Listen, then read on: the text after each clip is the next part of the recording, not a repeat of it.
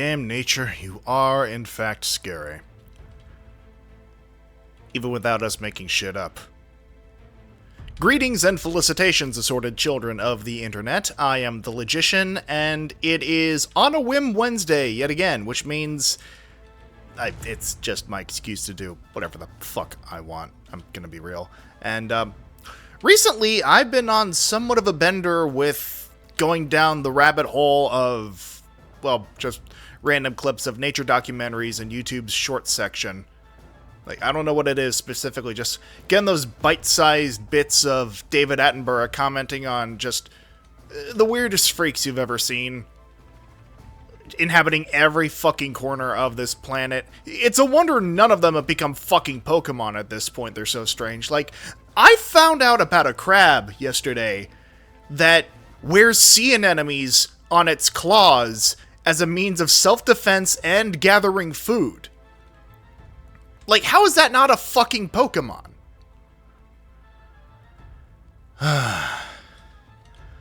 Truth is stranger than fiction in most cases. And so, that got me to thinking, fuck it, why not just put on some nature documentaries for a stream? Of course, the more I thought about it, the more I realized that it might make some viewers uncomfortable to watch actual animals get hunted and killed. So I figured, well, I don't know, maybe I could put on a mockumentary or docufic. And that's when I remembered my favorite docufic of all time, when I was damn tempted to put on tonight. And that was 1999's Walking with Dinosaurs. And there's a part of me that still wants to try that at some point for a stream, but given just how many people know about Walking with Dinosaurs, and given the fact that you can't find it on YouTube in its entirety, I had the distinct impression that were I to do that, I would get clapped with a copyright strike faster than, well, certain right-wing extremists get clapped with a bullet. So then I decided, hey, you know another docufic that I was a fan of growing up, that came out only about 6 years later, and is out in its entirety on YouTube?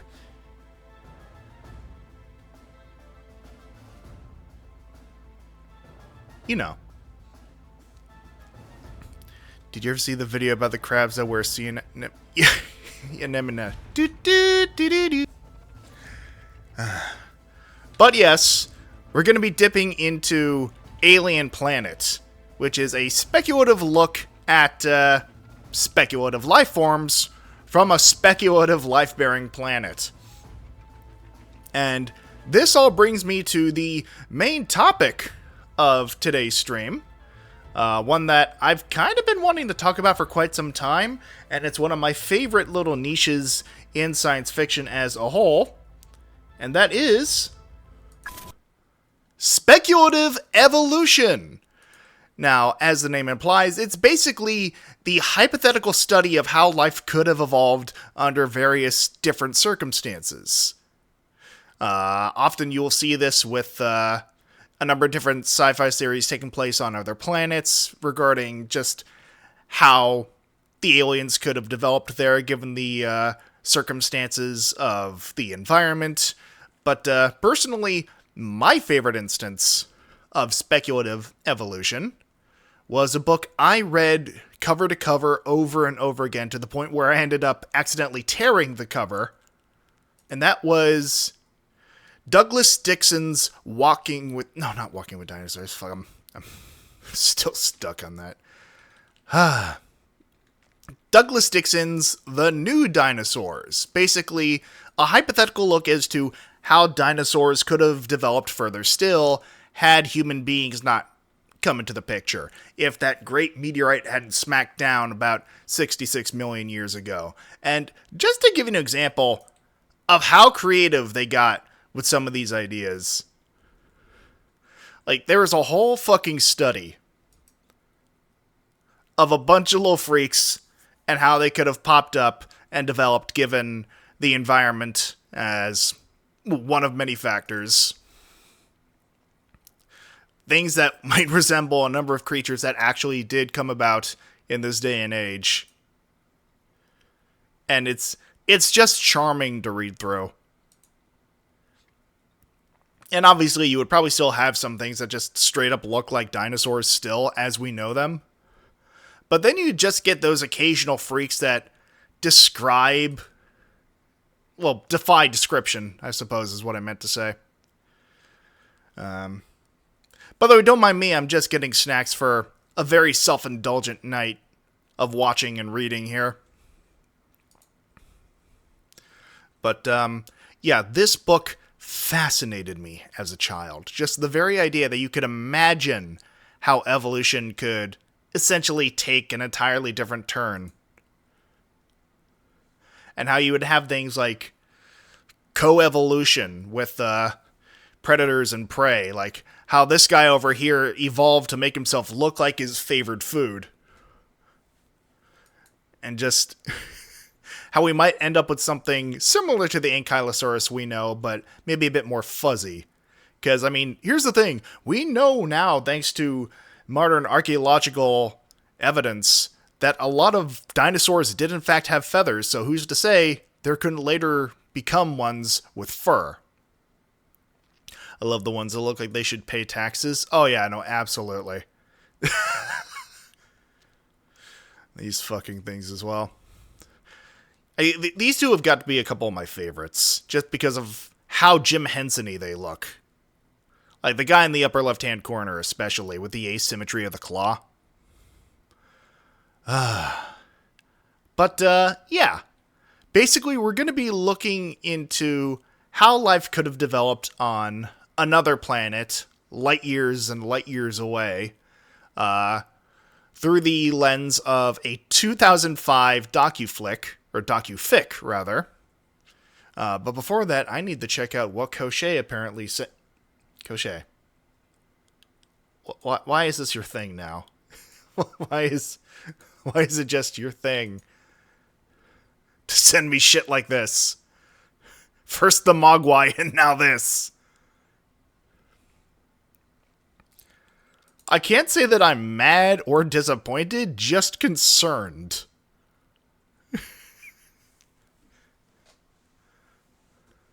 I mean, I'll still take this over a fucking Labubu.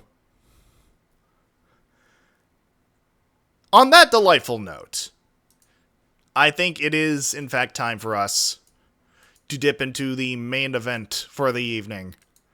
And I will let you know ahead of time, the audio in this particular video is a bit on the lower side of things. I cranked it up a little bit so that hopefully you all should be able to hear it, but let me know if I need to adjust anything volume-wise. So with all that said, let's take a look into how we could potentially expect to find and maintain or establish. I'm waxing philosophical just to fucking stretch it. Aliens. A spacecraft from another solar system invades the night sky. But this is not our sky. And we are the invaders. The search for alien life has begun. We think that other worlds, perhaps other Earths, if you will, exist. We know of hundreds of other planetary systems right now, and that may be the tip of the iceberg. It isn't conceivable, really, that there would not be life. Is it intelligent? I don't know. I'm not sure you're the right person to gauge that, George. Did you know that some science guy thought that the Parasaurolophus could have possibly breathed fire? I mean, I will say, I do have a special soft spot. Jesus Christ, can you already tell it's been a week? A soft spot for the frontier days of archaeology. Back when people thought the thumb of the iguanodon was the horn, and that the T-Rex stood upright. I do have a sort of fondness for... I mean, obviously, we can point and laugh because hindsight is 20/20, and we only had so much to work with back in the day. But I still have a soft spot for those types of scientific, not even blunders so much as inaccuracies. Soft spot for reptilian esophagus. I mean, listen. I suppose anything would be soft at that point if you're swallowed whole. That's a whole other issue. Within a few decades, unmanned probes equipped with artificial intelligence may find life on planets beyond our solar system. 2014. That's the magic year. I got some bad news for you, buddy.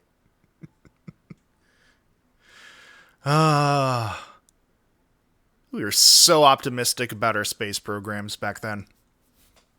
That's the magic year where the terrestrial planet finder goes up into orbit, and its explicit mission is to find evidence of up to perhaps 500 Earth-like planets orbiting other star systems. There is no reason not to think that on some of them, somewhere, you would find multicellular organisms Yeah, sure, Jack. Go sit in your corner. like ourselves. The life we have on Earth must have spontaneously generated itself. It must therefore be possible for life to be generated spontaneously elsewhere in the... 07's in chat. 07's in chat. Absolutely. Pour one out for a real one. I mean, both will do, Cochet. universe. We now take a simulated journey, scientifically verified by leading experts. It's a bit of a claim, my guy. I mean, even as far as docu-fix stretches are concerned, that's a bit of a stretch. To a planet called Darwin 4. The life it supports tests the limits of technology and the intellects of the greatest minds of our generation. Because here on Darwin, life is truly full of surprises.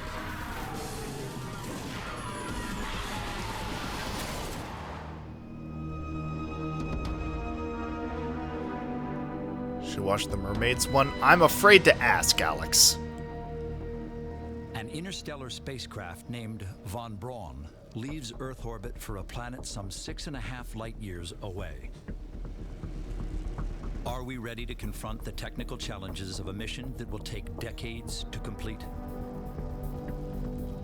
To find out, a team of top scientists, engineers, and artists create a virtual mission to Darwin 4, fourth planet in a binary system called Darwin. Binary systems have always been fucking fascinating to me.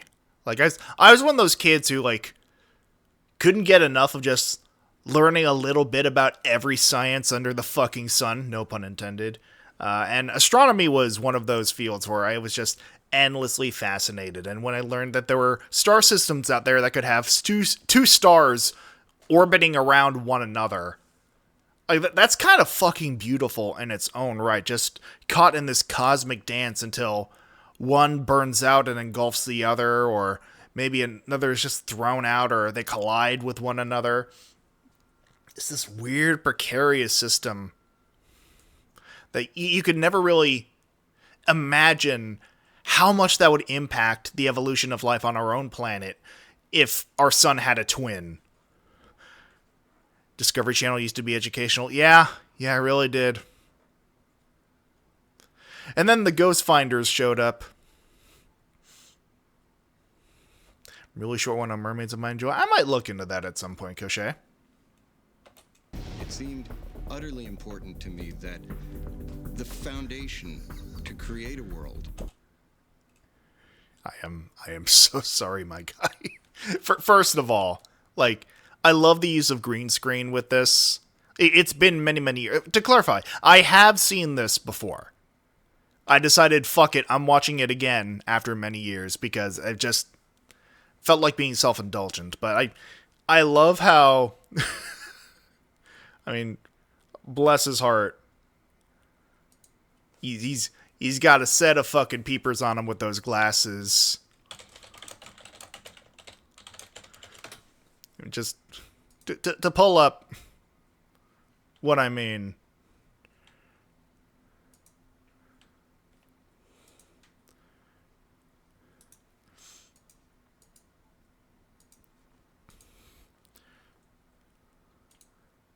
Corporate wants us to find the difference between these pictures.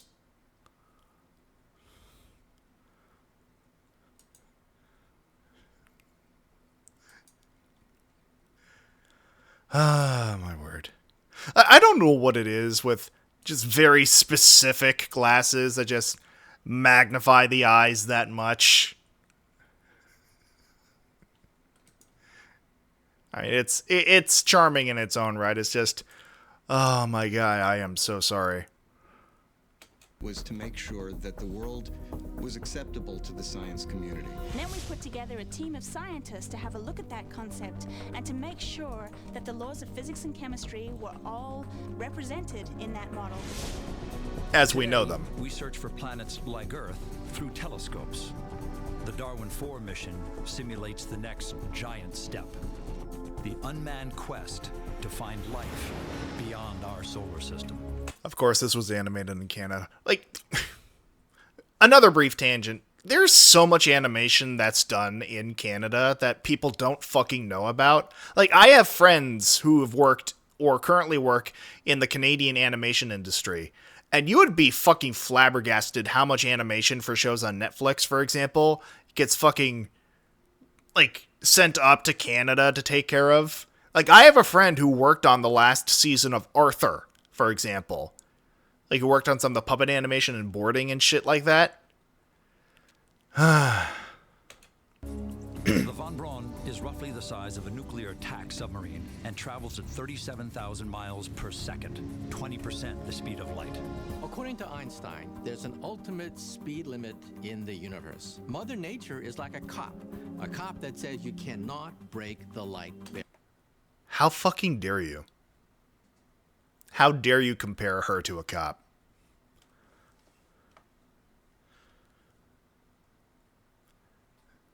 I guarantee you even Mother Nature would say a cab. Hello, hermana. Exactly. A cab includes space, mommy nature.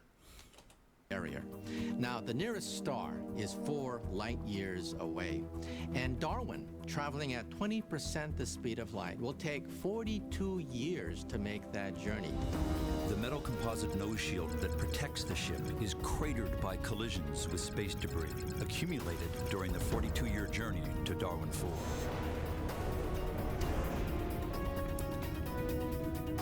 The planet orbits the larger sun of a binary solar system in a zone just close enough to its own star for comfort. A sweet spot astronomers call the Goldilocks zone.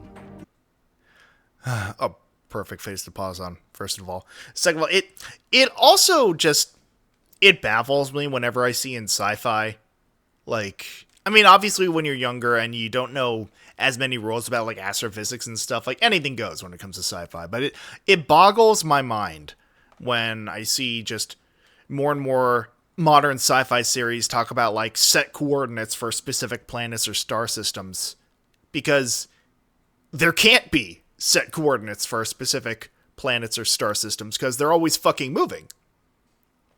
Like, a spiral galaxy essentially flings billions upon billions of stars and planets through the cosmos faster than we can really imagine. I mean, we have a set, like, clocked in speed for how fast our planet is moving in relation to the sun, and how fast the sun is moving in relation to, like, you know, other bodies in the solar system and in the galaxy itself. But, like, we are constantly moving.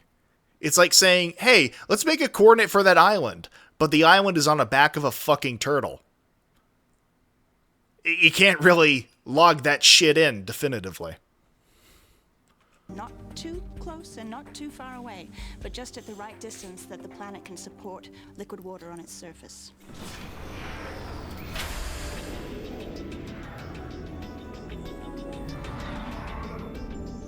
Just launch a big fucking dish at it. The Von Braun's first priority is to call home.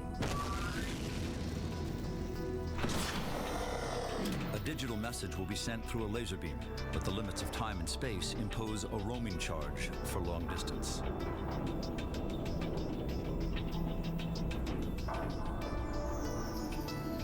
Even at the speed of light, von Braun's transmissions to Earth take 6.5 years, making it impractical for engineers to correct problems. Yep. So von Braun and its probes will have to think on their own. The first phase of the mission is to deploy the Darwin Reconnaissance Orbiter, or DRO. It's going to spend months monitoring weather, looking for geology, looking for signs of life. It's going to map the entire planet, and it's going to rotate around the planet, and it's going to give us some detail on the topography. I mean, once again, we were so optimistic about our prospects for space exploration back then. And, like, it is such a shame that, like, so many asshats have utilized, like, AI the way they have, or just theft and corruption. And, like, it's I think forever kind of stained the concept of AI for an entire generation of people. Because, like, anytime I hear about someone discussing AI, like, it's usually tied to something like writing shitty essays for a lazy, like, college student, or, like, someone stealing art from someone else just so they can jack off to something. But it's like, the fucking potential for artificial intelligence to do so much fucking good, it's still there. Unfortunately, it's being utilized as a force of evil. I mean, maybe we'll get to this point someday, but I don't see it happening anytime soon. Not within our lifetimes, anyway.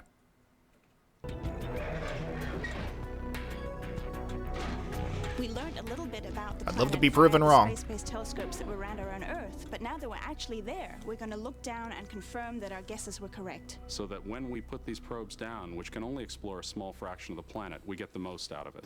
Images surge through the DRO's camera lens. Infrared, radar, and visible light pictures reveal an equatorial mountain range and vast plains swirling with weather systems.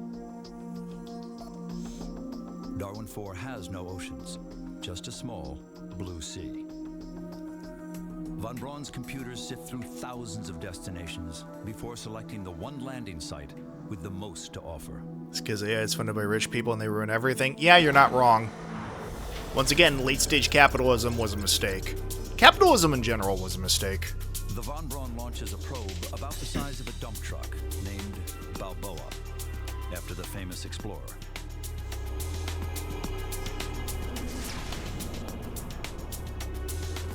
Balboa enters Darwin's airspace as our first ambassador to a pristine alien planet. Just when rich people kept artists and musicians like pets. I mean, I'm sure there's still some who do, but that doesn't mean they shouldn't also go into a submarine and never return.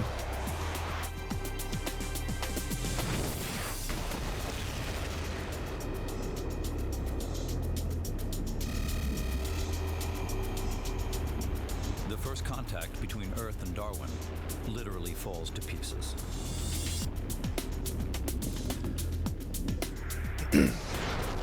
But the planners of the Darwin mission have prepared for just such a scenario.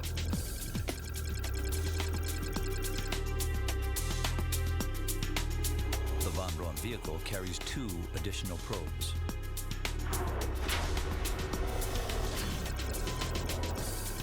Probe Leonardo da Vinci is nicknamed Leo.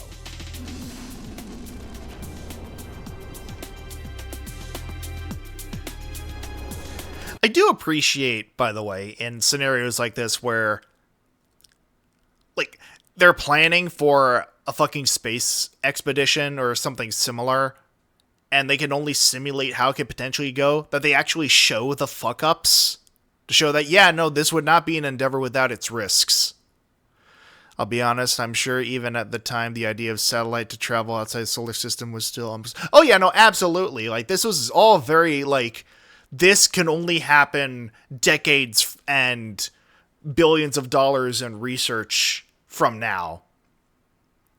And now that we are here, all those decades and billions of dollars in research from now, I mean, it sort of dips into the whole flying car argument of, quote unquote, where did we go wrong? But honestly, it comes down to just the demands of the people. And, well, partially the demands of the people, but also the demands of, like, the powers that be, quote unquote. And what they feel is or is not a worthy endeavor to invest in. And unfortunately, space exploration has not been at the top of the list for a very, very, very long time. Because we keep fucking up the planet we already have. Well, actually, well, scratch that. We keep fucking up the conditions in which we can survive on the planet that we actually have. To quote George Carlin, rather, the planet is fine. The people are fucked. Leo is followed by a twin probe, the Eyes of Newton, aka Ike. I like Ike. Don't take that out of context. The probes enter the atmosphere just like the space shuttles do on Earth. The final approach is a lazy S pattern to burn off excess speed before landing.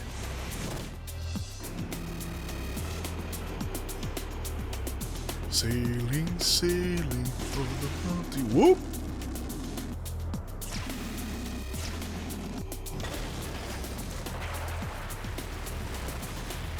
Damn. Hate belly flops. Temperatures on the surface, 70 degrees Fahrenheit. Played enough Kerbal Space Program, I know how to land too.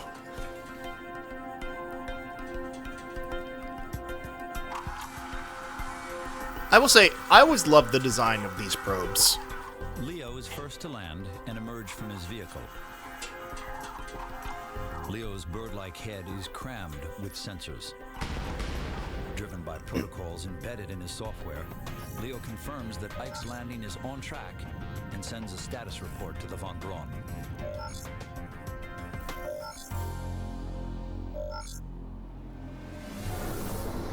They're here. The news that Leo and Ike have landed is beamed to Earth. Perhaps it's fitting that scientists who were babies when the Von Braun left Earth now announce the birth of interstellar space travel.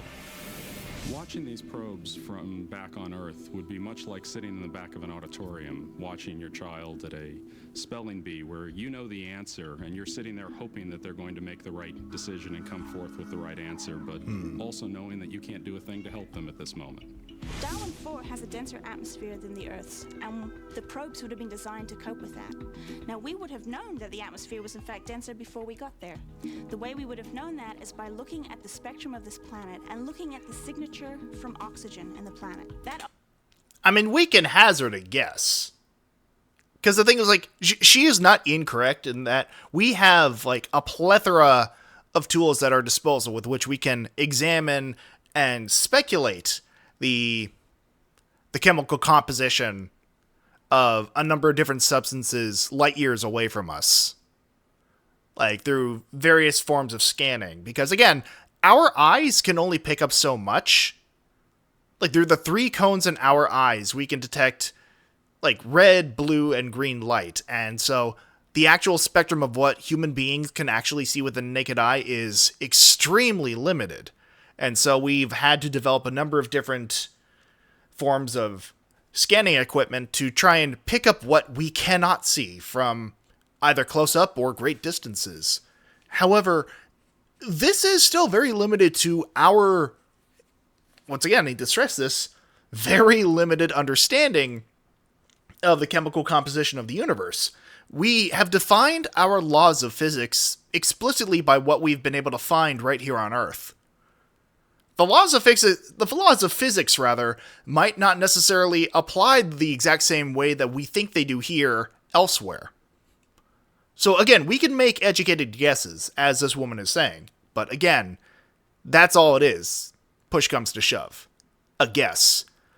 Someone who's gotten way too attached to Mars rover updates, I would not be normal reading the live updates. Oh yeah, no, this would be taking up my entire fucking week if I found out that shit like this was being broadcast 6 years after the fact. When I first found out colors aren't real, I had... Yeah, well, I mean, they are and they aren't, hermano. Like, for example, the color magenta does not exist, as we tend to think of it. Like, if you look at the actual color spectrum, magenta does not show up there. It's essentially a sort of... what's the term I'm looking for? A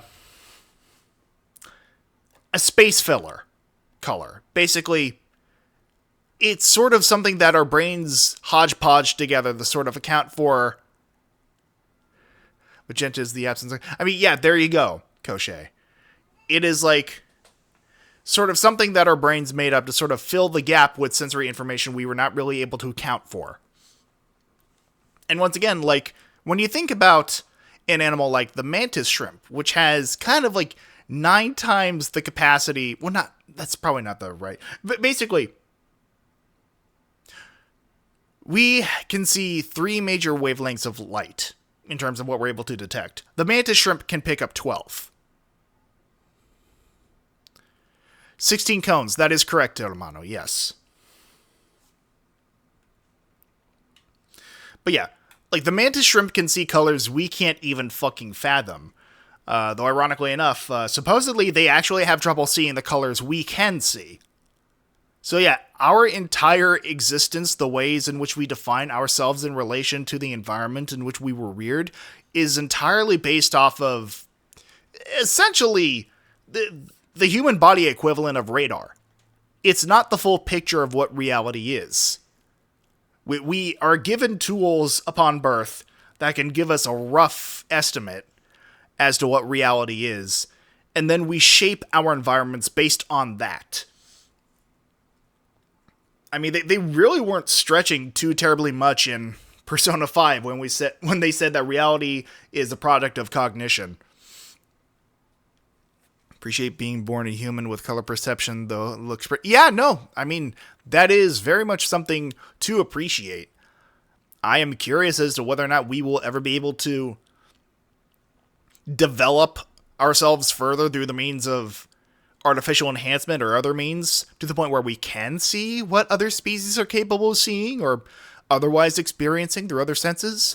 I mean, again, very much a tangent, but either way, our understanding of the nature of reality is limited, even with the equipment we have developed to sort of, I guess, account for our own limitations.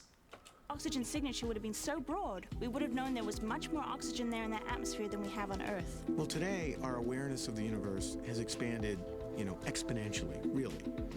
We've gotten smart. We've learned. We've done our homework. The first wave of space telescopes showed us one thing. Earth-based telescopes showed us another. Physics, computers, mathematics has come together in a beautiful confluence that has allowed us to recognize what before was unmeasurable. Recently, some astronomers have said, bah, humbug. The conditions for life are extremely rare. For example, you need a large moon to stabilize the orbit of the Earth, or else the Earth tumbles in its orbit. You need a large Jupiter to clean out the comets and meteors of the solar system. You have to have so many Goldilocks zones. The Earth has to be just right for this, just right for that perhaps we are alone. Well, I don't think so. Because if you look at the number of stars in the heavens, perhaps 10 billion trillion stars that are within the range of our telescopes, and you realize that perhaps half of them have solar systems around them. And if you play the odds, you come up with the realization that perhaps there are billions of planets in our universe that have conditions that are compatible with life as we know it. I'm glad he pointed out that last bit there, because I was about to interject. The argument here only applies to life as we know it, carbon-based life. Because again, the thing is, life as we have defined it is based entirely on our own experiences on this planet. We all derived from the same eukaryotic organism at one point millions upon millions of years ago. And That's why a lot of us have developed very similar features, like the, fairly symmetrical features. A lot of animals have, like, 2 eyes, 2 nostrils, 1 mouth, that sort of feature. It's all because we developed from a shared common ancestor at one point millions of years ago. And again, it was carbon-based because that's what was able to propagate on this specific planet under those specific conditions. And we still don't know how the fuck that happened. Like, abiogenesis is another endlessly fascinating subject, which I will not bore you with at this point because I've already been pausing too much, and we're, like, 11 minutes into this hour-and-a-half video. But suffice it to say, the basic thing here is that there is no... I mean, as he said, based on just sheer probability, there is no doubt in my mind that there is alien life out there. It just may not be life as we know it.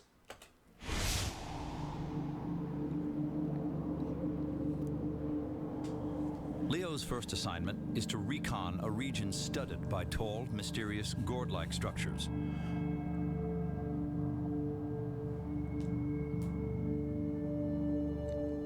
Before he can take them on, he's got to get himself together.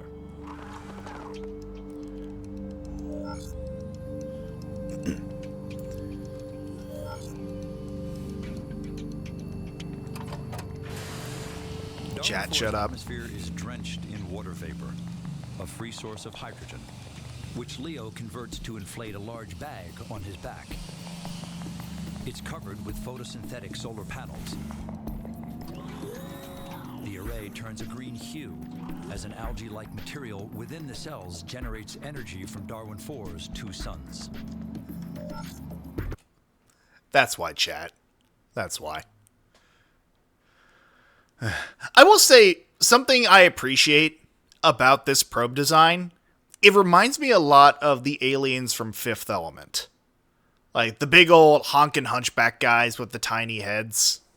Like, and if you're not familiar, let me just,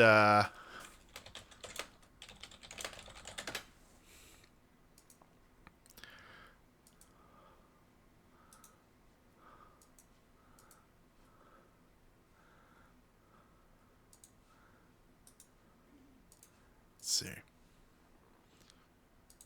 There we go. There's our guy.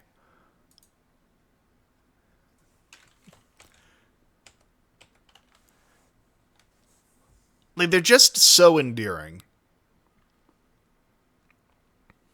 Looks like a robo of that fucking... It does kind of look a little bit robo whale lordish. You're not wrong. But I also very much liken them to these guys. I really need to watch Fifth Element again at some point. It's been way too fucking long. But, just... these types of, like, disproportionate designs I always found very charming.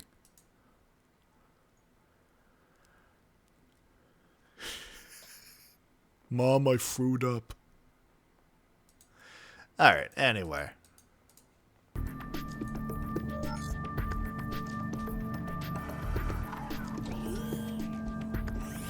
Leo's bird-like head contains 2 sensitive camera eyes. His arms are simulated plastic muscle, tipped with sensors and a manipulator that can pluck a petal off an alien daisy. A drone like that always felt so impractical, how durable. I mean, it depends on what the balloon is made out of, I will say. Like, this is no Macy's Day float.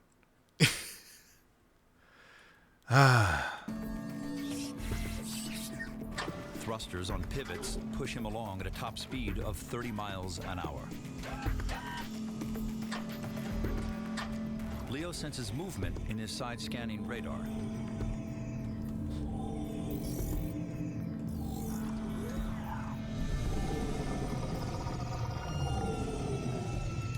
But he can't investigate the source of the movement.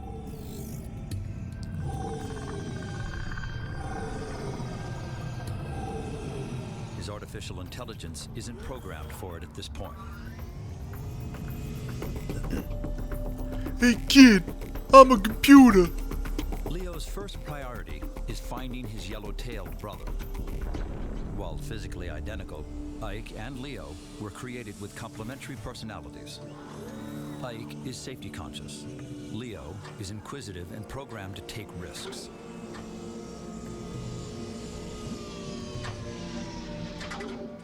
Their artificial IQs are roughly those of 4-year-old children. Their Perfect for first contact. missions can be redirected by the von Braun supercomputers at any time.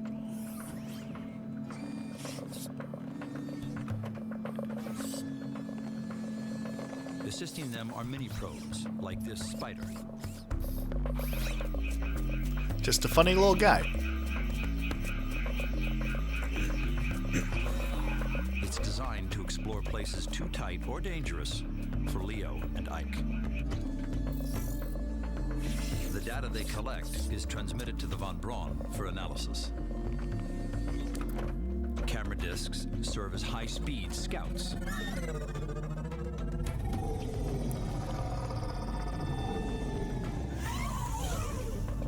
The saucers can be retrieved and recharged. Radical changes in Darwin 4's weather could tear the probes to shreds. So, Ike and Leo deploy an early warning system. Small weather balloons monitor the atmosphere. It's now time for the last diagnostic check. That's how you know these were programmed by white people that are already playing frisbee golf. Again, we were so optimistic. So optimistic that we'd be making so much fucking tech fueled entirely by solar energy. I know I said before in a previous stream, I miss optimistic sci-fi to an extent. But there is still, I feel, an even larger part of me that appreciates just how pessimistic sci-fi has become because of just how, well, irreversibly shitty things have become in so many different ways. There is still a part of me that longs for more optimistic sci-fi. And I think that might be a bit of a reason why I am watching this tonight. Just have a general palate cleanser. No way would Boeing or BP will allow their space probes to go eco-friendly. Exactly, Alex. Should Ike or Leo confront intelligent life, they'll present a calling card in the form of a hologram.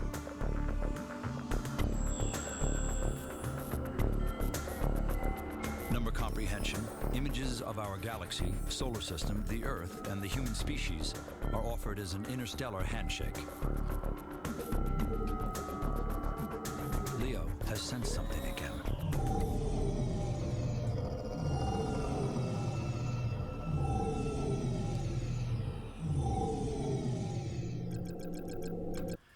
This is one of those things that I always found sort of puzzling when it comes to like first contact stories, or like if any of you know about the golden disc, for example, that one golden record that was sent into space decades ago that essentially has carved messages that instruct whoever or whatever might find it on how to play the record. Like, let me actually show you, because once again, this is one of those like hypothetical, like puzzling arguments, sort of. It's got Johnny Be. Yeah, it's got a lot of things, including Hitler, if memory serves.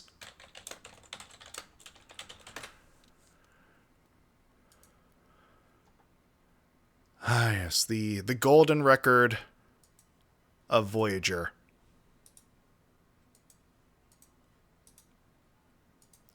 There we go.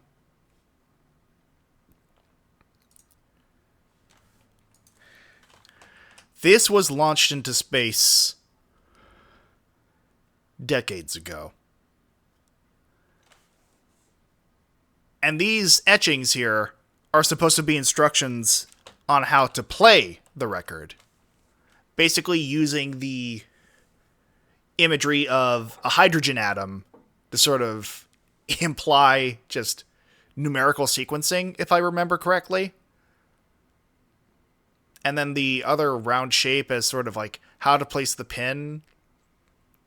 And other indicators of like wavelength sequencing. But again, this is making a lot of fucking assumptions about just logistical reasoning and, or not even logical reasoning and the functions of sapience for a species we can't even fucking fathom. It's like, okay, I'll give you a good example. A couple years ago, a DM and I worked together in a D&D campaign to sort of write clues for a murder mystery in which my character was quote-unquote murdered. And I came up with clues to leave behind that would sort of help point the other players in the right direction. And I thought they were pretty good. I thought they were pretty easy to piece together, ultimately. Ultimately, no one really got what was fully going on. And it took me a while to realize, you know, once the actual session was played out, that it made sense to me because I fucking wrote the instructions and the clues. But they're not me. So they wouldn't necessarily know what the fuck I was going for with these clues left behind. It's the same with this fucking record. I mean, math should be a universal language, but that's just it, man. We can never fucking tell. I mean, alien life is called alien for a reason. It is foreign. It is beyond us and what we could possibly think of. Just because you know the answer doesn't mean everyone else will be able to reach it. Yeah, exactly.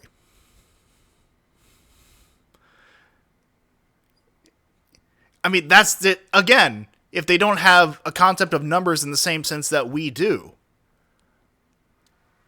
The things like the golden disc and the whole hologram aspect with this series is making a lot of fucking assumptions on, like, the basis of intelligence. And intelligence is yet another one of those things we've yet to fully define. Von Braun determines that Leo and Ike are fully prepared to explore the bizarre structures that surround them. Scientists will name them gourd trees. 15 stories high, they stand on a matrix of root-like stilts. Von Braun's computers determined the stilts could only support such a huge mass if the gourds were hollow or filled with some type of spongy material. But Leo and Ike are not programmed to immediately study objects like the gourd trees.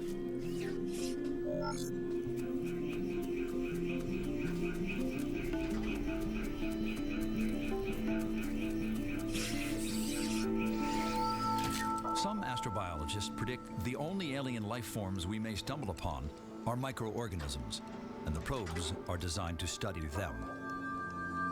I mean, it's a good place to start looking. Leo is programmed to search for them in the first puddle of water he finds.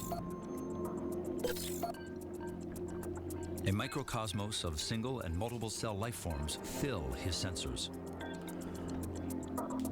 But Leo is about to discover that life on Darwin 4 comes in many sizes and many faces. Honey, I'm home.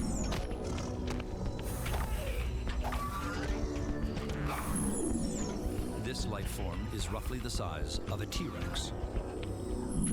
But instead of a roar, it directs a single wave of sonar at Leo and Ike.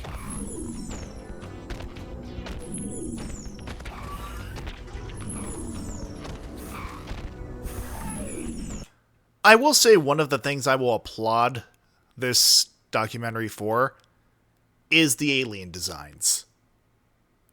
Like, I mean, yes, there are a handful of similarities to creatures we have here on Earth. I mean, case in point, the comparison to a T-Rex and its bipedal structure here. But, like, this still looks light years cooler than anything you will find in Star Wars, in my opinion. Like, just the distribution of limbs and markings, it feels wholly alien. And that's how I want my aliens to feel in my sci-fi series.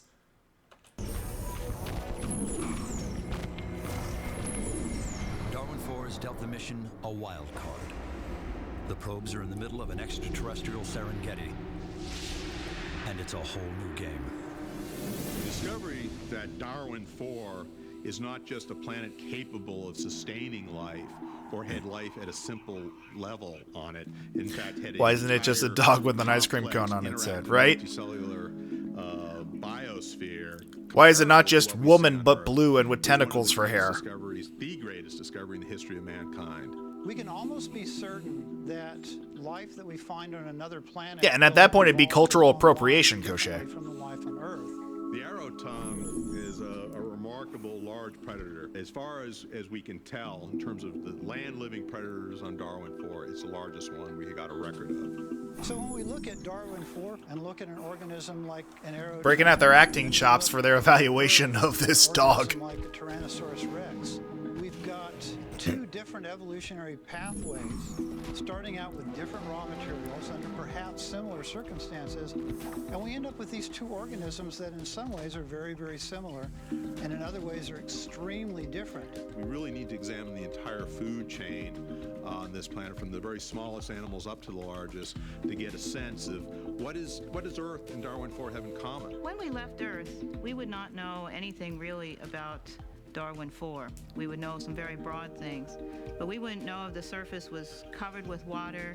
We wouldn't know if the surface was very marshy or very strange. And if you send a probe that can just fly over everything and fly very slowly, which a lighter than air probe can do, then you can cover all the bases pretty well. The intelligence of Ike and Leo is very much like a small child. Intellectually, the child might know to do certain things and not to do others, but in some cases may need to be reinforced. A child doesn't know necessarily not to touch the burner of a stove, and Ike and Leo may not be aware of all the possible threats in its environment and would have to learn from those. If we realize that there's other life at a higher order of multicellular organization, of even, adaptation to environment, I think that would rock profoundly our boat. And I mean, at the very least. But I think the immediate question most billionaires who got to see the footage first would be asking is, how can we exploit it? When do we put in our arrow tongue ranch? In one sense, it may actually lead to a greater realization that we have to do more exploring, because our own little backyard is not as isolated and protected as we think it is. And I think it will lead to amazing opportunities. By learning about that other life, we may better recognize... What kind of sauce can these things make, exactly? Our own possibilities.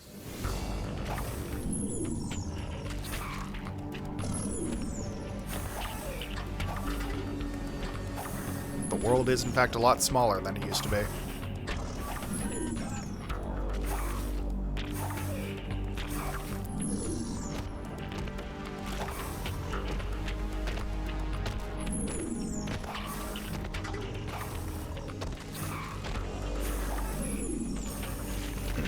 Hey, come on!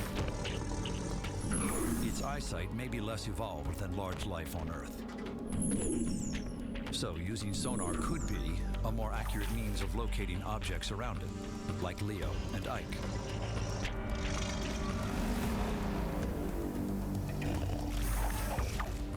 Splotches of bioluminescence cover the creature's back. Astrobiologists could call this creature the arrow tongue. Oh, Javert, you found me! Arrest this!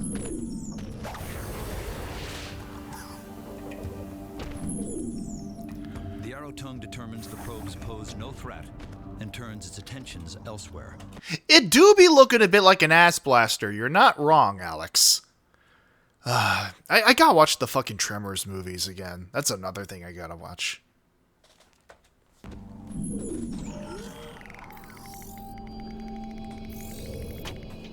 This fucking thing. The gyro sprinter is a two-legged vegetarian about twice the size of an African antelope. Arrow Tongue reveals itself as an ambush predator, capable of great bursts of speed. Damn. As predator and prey hit speeds of 40 miles per hour, the probes are left in the dust. Wish my luggage could do that. Has a handle built into it. Ike launches a camera disc to follow the action.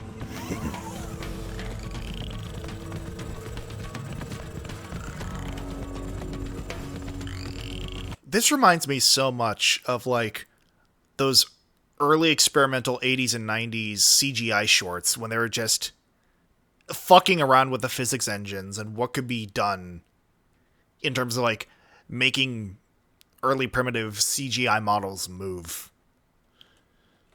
The Arrow Tongue commands the road like a semi-truck, and the Gyro Sprinter corners on a dime.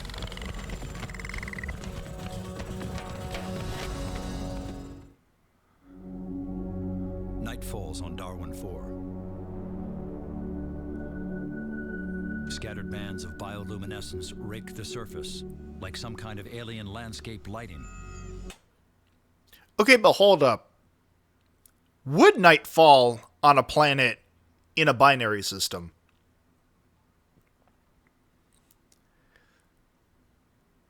I mean, I guess this sort of depends on a number of different factors. Early Yachts CompUSA demo mode screen energy. You're not wrong. I mean, once again, we still know so little about planets and star systems aside from our own that it would sort of depend. I mean, obviously, I think the most famous binary system out there in the world of cinema is, in fact, Tatooine. Like, with that specific shot of Luke looking at the two-sunned sunset. But, like, depending on where the fucking planet is orbiting in that arrangement, it's possible that night might not even be a thing. At least as we know it. Possibly it's a form of communication on Darwin 4. But Ike and Leo ignore the light show and push on towards their prime objective. Be more dependent on the star's location at the time. Yeah. Their first priority is to scour the landing site for Balboa, the lost probe, to confirm its fate. I will say, as much as I like living in a larger city for its conveniences and the like, one of the things I miss the most about living outside of large cities is just stargazing. Scenes like this at the night, in the night sky. I mean, I know realistically I could drive a good hour or so outside the city and just stay out there until nightfall and look up at the stars, but like I miss being able to see this type of sight from the comforts of home. The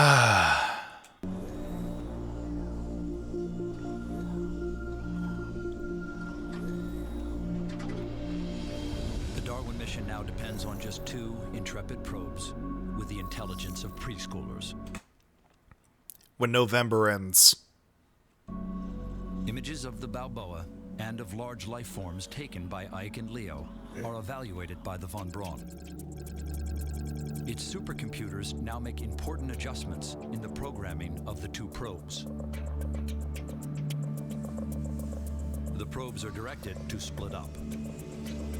Leo will hunt for Darwin's larger creatures, while Ike explores ecosystems and life forms that resemble plants. As Leo's quest begins, he flies over a geothermal vent. Here, he'll top off his gas bag with some hydrogen from the mist.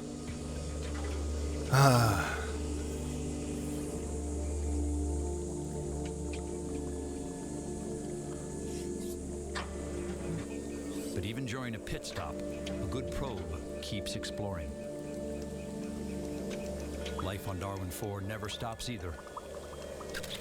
In the midst of this volcanic cauldron, Leo finds microorganisms that resemble some found in hot springs on Earth.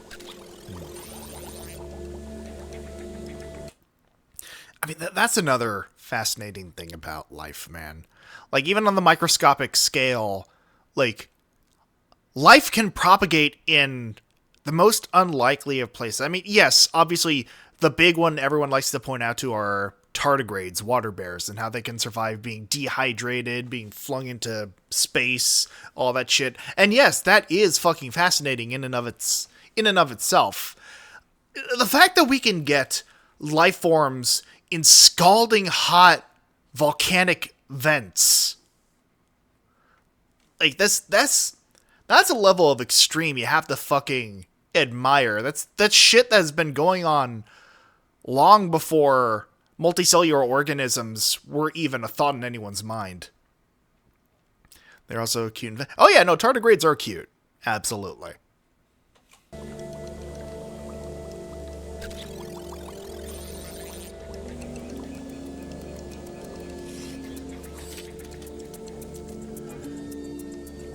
He wants uppies.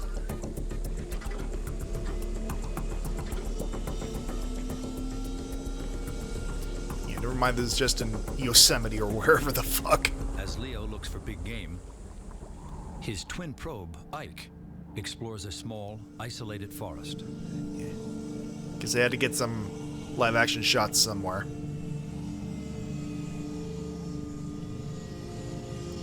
And then we have scenes like this. A balloon's worst nightmare.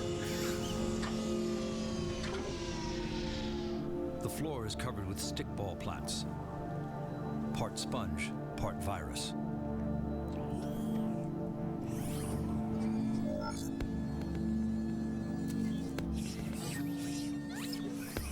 This reminds me so much of when I was a little kid.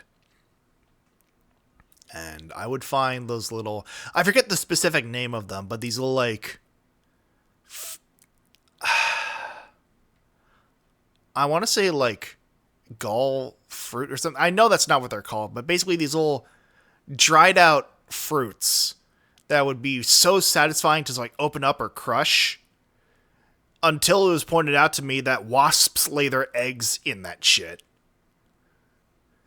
Believe me, that was a harrowing realization. Giant molds called Darwin tomatoes rise from the dense soil. Damn. Oh, it's the banandium root. Then... Oh, I see we're going through candy cane forest. These weird nodules that show up on plants. I mean, well, I know those are, I know that's a different thing, Cochet.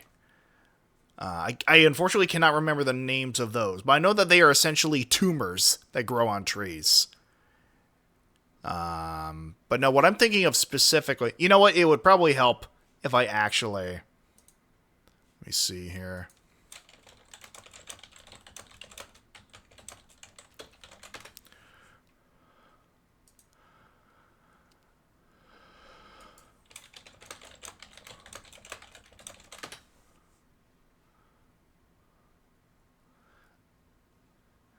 They would, like... I'm pretty sure they would start off as softer fruits, but they would get hard and crunchy by the time I would find them.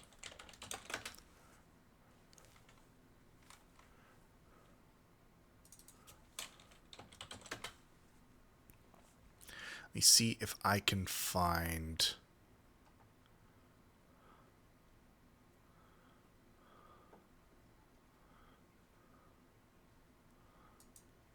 Because I'm finding a lot of results for fig wasps, and they certainly weren't figs, what I was finding.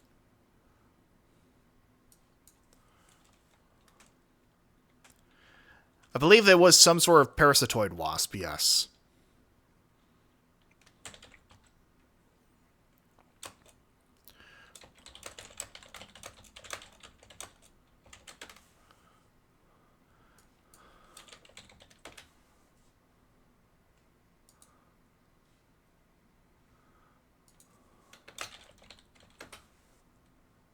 Oh, yeah, I think they were literally just called gall wasps. Yeah, no, you were right. I initially thought they weren't galls because I was thinking of gallstones, but, yeah. So, here's a look at the actual fruits themselves, the galls. And I would find a lot of these fuckers just in the neighborhood where I grew up.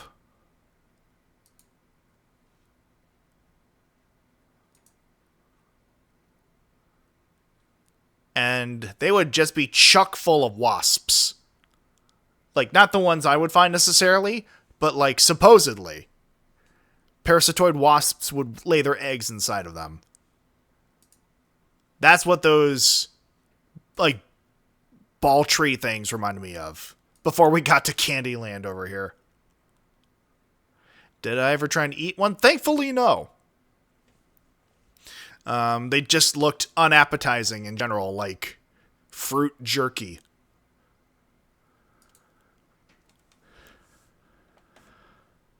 It's a bad dragon. Yeah, you're not wrong. Ike's sensors suddenly direct him skyward.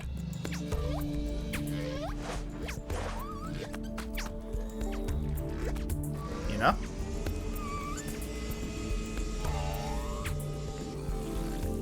Called trunk suckers, they cling to these plaque-bark trees, sucking nourishment from the nutrient-rich layers just beneath the tough outer shingles.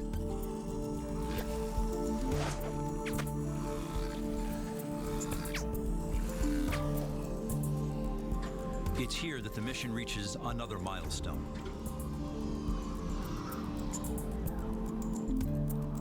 After seeing life everywhere,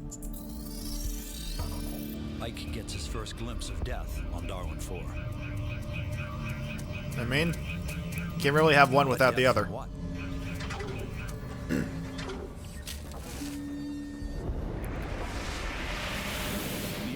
Is a very, again, interesting organism. It has a lot of similarities to some of our dinosaurs. It doesn't have the maneuverability of some of its prey. I mean, catch up, guys. We're talking about something else now. Predator. It's an ambush predator. It appears to sneak up on its prey and then take them down quickly. Very high efficiency predator. Very highly evolved. Very interesting animal. Gyrosprinter is a very improbable animal when we look at. I like the little bouncing antenna put there just for show. An animal that needed to get away from predators, was running in a loping manner, beat things out 100 million years earlier. Its predator got faster, it got faster, until it developed this amazing sense of balance, the large feet for gripping and handling on the turf. Looking at the shoulder girdle and the hip girdle, it appears that this animal may... Like, I like to think that a lot of these alien designs just sort of came out of the CGI animators fucking around with, like, the physics engines, and then saying, here's a basic skeleton, handing that to the artists, and saying, go nuts. Have evolved from a four-legged animal. It appears we have a fusion here of the forelimbs, a fusion of the hind limbs. Truly extraordinary, something we would never predict from life on Earth. One of the things about the plants on Darwin 4 is that superficially they seem kind of bizarre. And yet, when we look at plants on Earth, we find that there's a lot of really bizarre plants on Earth, too. It's just that they're not common. One of the things that we might ask about a plaque-bark tree is, first of all, is it transporting nutrients and water? And we're guessing that it is, but we might also ask, where does it transport them? And we didn't tell the probes to go checking. But we can learn about this from looking at the behaviors of the trunk suckers. They're very similar to some sorts of birds, woodpeckers that we have here on Earth. They fly, they land on the trunk of the tree, they prop themselves up with their tail, and they're taking fluid from the tree. This tells us some things. This guy looks like he was dragged in on the weekend, threw on a shirt, and said, yeah, okay, I'll film this fucking thing. This is the posture of a man who wants to be anywhere but here. Paired with that perfect complimentary expression. Up with their tail and they're taking fluid from the tree. This tells us some things about the trunk suckers, where they're getting their energy, but also is informative about the plants and what they're doing. So trunk suckers are informative about both plants and animals.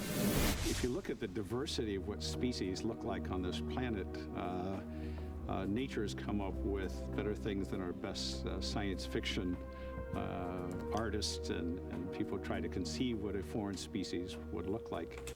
Look at him trying to make this look like an actual documentary. Some of these things that come out of the deep ocean, just are absolutely amazing creatures. Just the diversity from the same starting materials of DNA and genes, by mixing and matching these, almost any physical appearance is possible. For the past 3 days, the Darwin reconnaissance orbiters tracked a large object moving rapidly across the surface.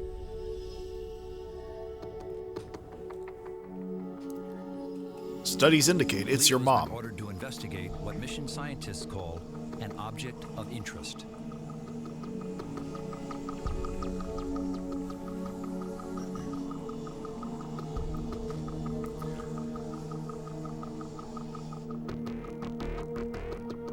Oh damn, we're breaking out the Doom music here.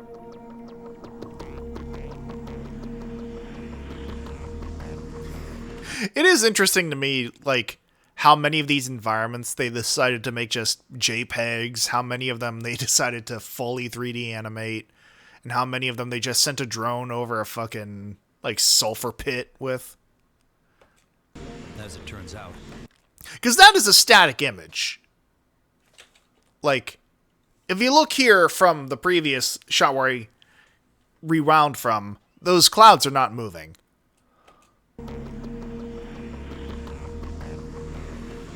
as it turns out, the object of interest is not an object at all. It's a bunch of them. Damn. Leo locks onto a herd of creatures called unks.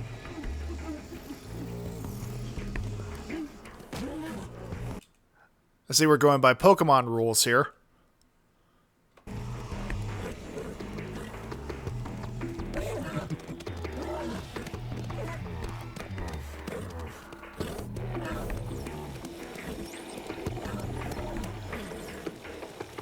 I do find it interesting that they went out of their way to design some of these things with, like, asymmetrical tusks and others with, like, symmetrical ones. These clumsy dum-dums. Yes, absolutely. The closer Leo gets to the herd, the more his attention turns from motion to sound. Unks have nostrils and lungs, but they also inflate secondary air sacs on both sides of their bodies.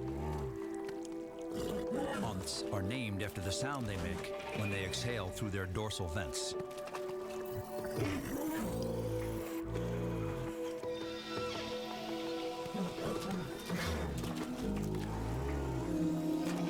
Jerry, I told you once, I told you 1,000 times, you're not welcome next to the water cooler.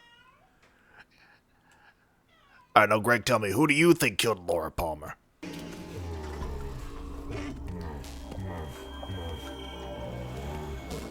Be fine with my brother because he wouldn't let me play Mario 64. On Earth, the Unks are competitive, possibly fighting for domination of the herd.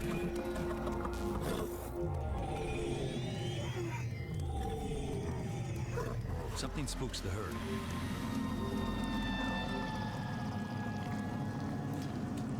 So only allowed to watch him play.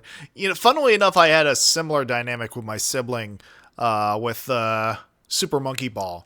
But eventually it was like, it went from them watching me play to us, like, every now and then just playing together competitively. And when I wasn't in the mood to play with them, they would just rip and tear everything off of my front door. Or just repeatedly try and get in. So I had to have a lock installed on my door specifically for that purpose.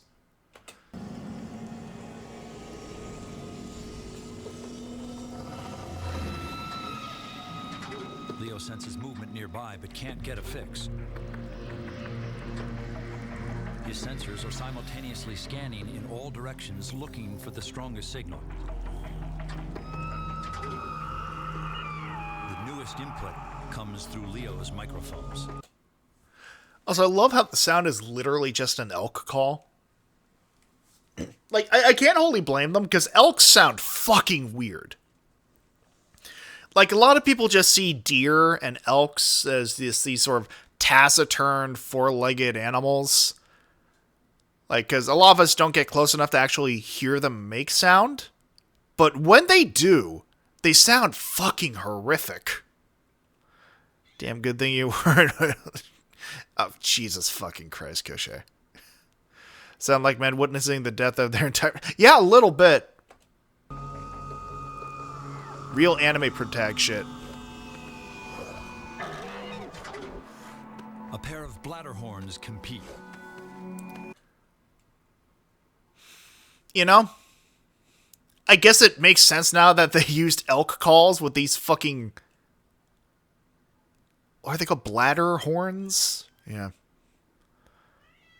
Bioluminescent antlers are displayed to scare off opponents.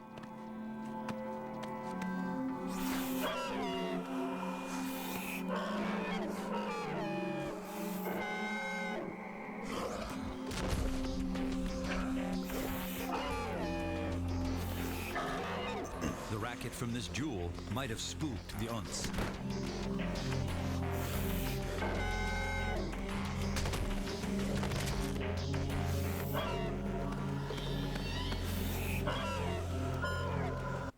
He's right behind me, isn't he? Leo interprets the back and forth bellowing as a form of communication. Perhaps this alien grump is smarter than it looks. First of all, rude. That drone thing, if he's watching me fight your way... Yeah, no, sometimes it do in fact be like that. Leo deploys the Earth communication screen. Like a greeting card, it's the best hello we can offer.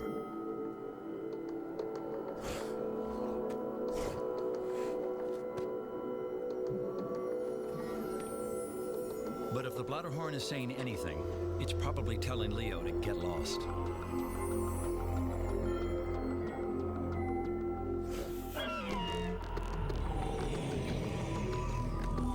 The bladderhorn cuts and runs as Leo's sensors detect another disturbance.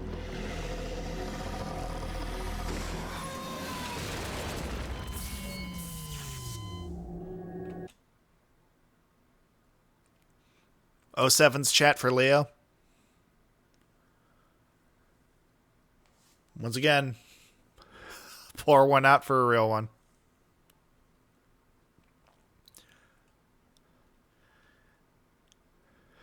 Yamaro Leo-kun. Sex! Orewa sex! Ah, don't worry, he'll come back in the sequel. I'm sure he'll be fine. I mean, you know the rules of anime. If a death didn't happen on screen, it didn't happen. For the next 24 hours, the Von Braun makes several attempts to communicate with Leo, but gets no reply. A grim dispatch rides a laser beam to Earth. Probe Da Vinci has gone offline. Cause unknown. Ike and Leo's programming would be different, so that they would respond differently. You have a chance of one of them responding in a situation that may not be the best response to that situation, may put the probe in danger. By having the two probes carry separate software, you have a chance to have one survive where another one might fail. Man can't explode on screen. Baku the grappler, and there's still a chance he's alive. That sounds like some fucking JoJo shit, I'm gonna be honest. I say it as someone who has never watched JoJo past, like, the first 5 minutes of the first episode and couldn't get into it. The Unts are interesting in that they occur in herds or groups. This is one of the Darwin 4 animals that we see where there is the evolution of sociality, social groups, which is also very important and evolved evidently many times on Earth. These animals are interacting with each other in a number of sophisticated ways, probably both to establish pecking order within the herd, and even though we're not sure what's a female and what's a male in the Unts at this point, certainly the kind of interactions we're seeing... Assuming there is such a thing. ...similar to males fighting for females that we see on Earth among herding animals.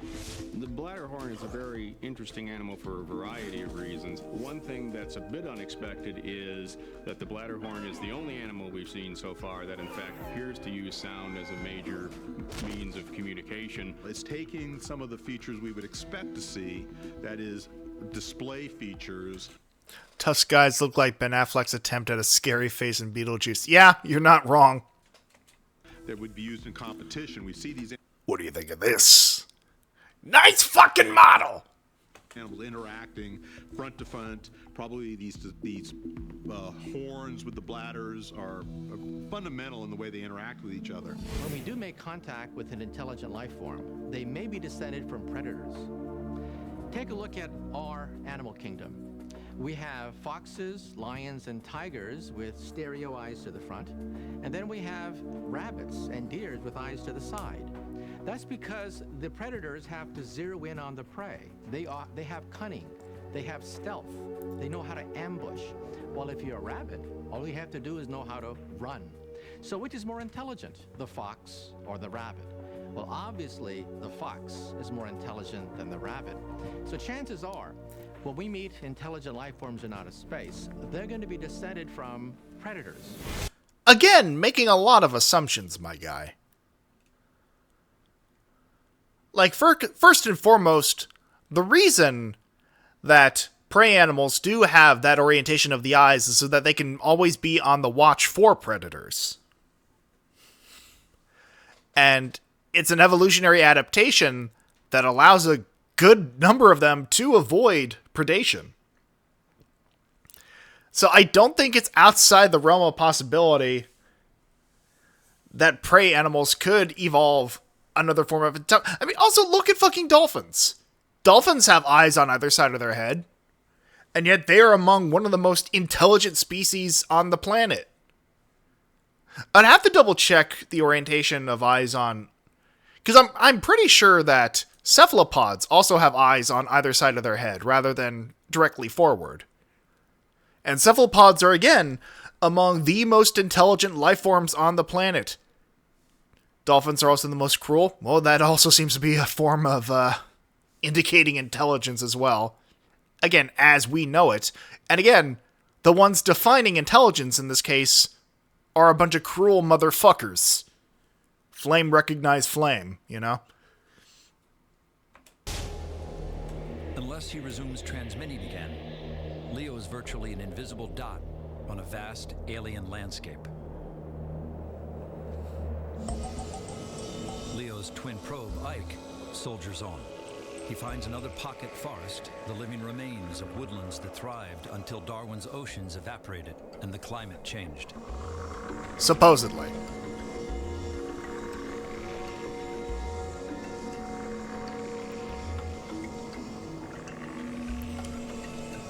I will say that because this is a 2005 predominantly animated series, like, they can actually get away with the polygonal flowers and plant pods because this is an alien planet, and maybe that's just how plants developed. If a guy can make the choice to inflict pain independent or defense or survival, then it counts as people and needs to pay taxes. I mean, yeah. Once again, look at cephalopods and porpoises. Like, the largest animal on the planet is the blue whale. I mean, I should say, as far as we are aware, the largest animal on the planet is the blue whale. And it is constantly subject to predation. It has eyes on either side of its head, like a rabbit. I mean, yes, the whale eats other living organisms, like through, like, krill and fish and other things like that, but it's still, like, I don't really understand where he was going with the fox analog. Because, again, all you need to do is look to the water. And that reasoning is instantly debunked.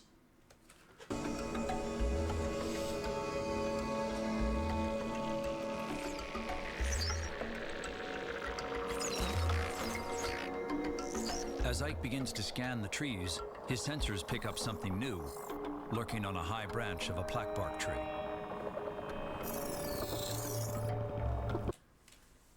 I mean, Alex, if you're still here, like, you commented on how one of those aliens looked like an ass blaster before. Just look at these fucking things. This feels like it would be in, like... you can't just say that about every fucking alien on screen, Koshé. I don't care if you're a shapeshifter.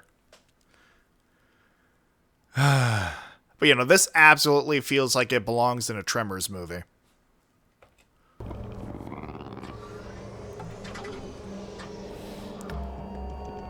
Scientists will call it the dagger wrist for good reason.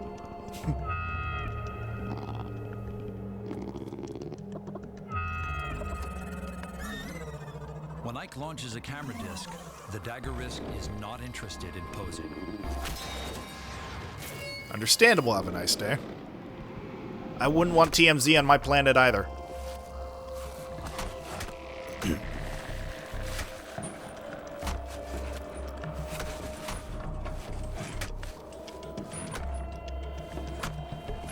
The dagger wrist's forelimbs sink so deep, the nutrient-rich sap bleeds to the surface.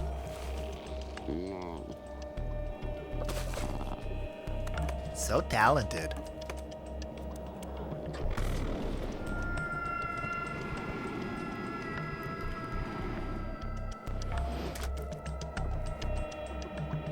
Ike's not programmed to approach something this aggressive. That was Leo's job.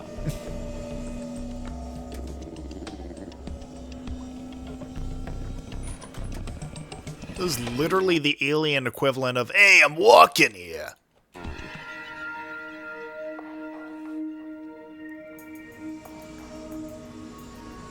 The study of plant life is Ike's mission, until von Braun orders otherwise. Finding water is statistically the most efficient method of finding vegetation. As far as it comes to plant life as we know it. To the deep water marsh. But what lies beyond it is even more intriguing.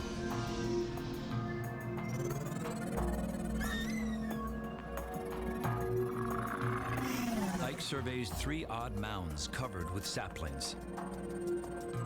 But appearances are deceiving on Darwin 4.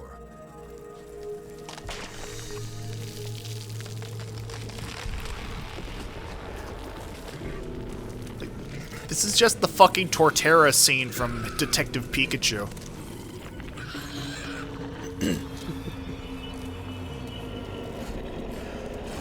I will say this is also very much a mood. Rising 5 stories into the air is a massive paradox. The Grove back. Yeah, no, it's just the fucking Torterra scene. Like, one moment.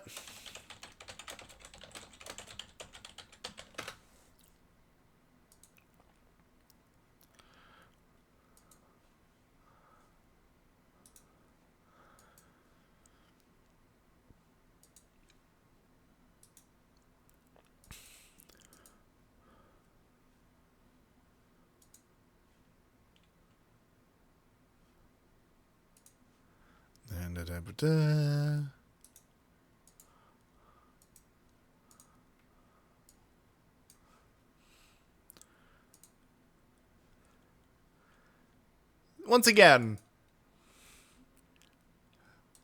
corporate asking us to find the difference.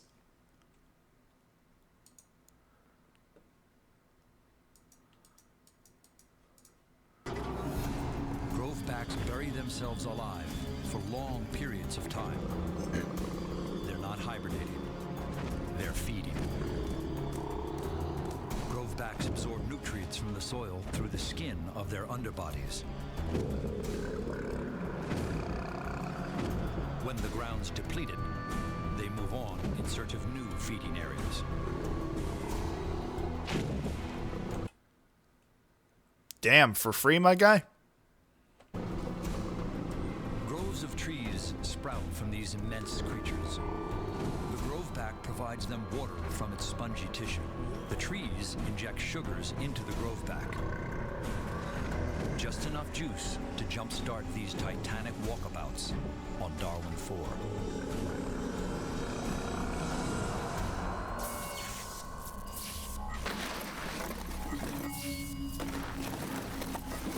A burst burst of data kicks von Braun's computers into hyperdrive. He's in their prehistoric turtle thing that with a head like that. I would not be surprised, Gaucher. Like a sort of hammerhead turtle.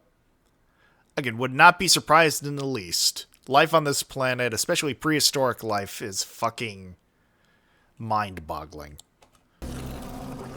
Anyway, Leo seems to be having a good time. Has come back online.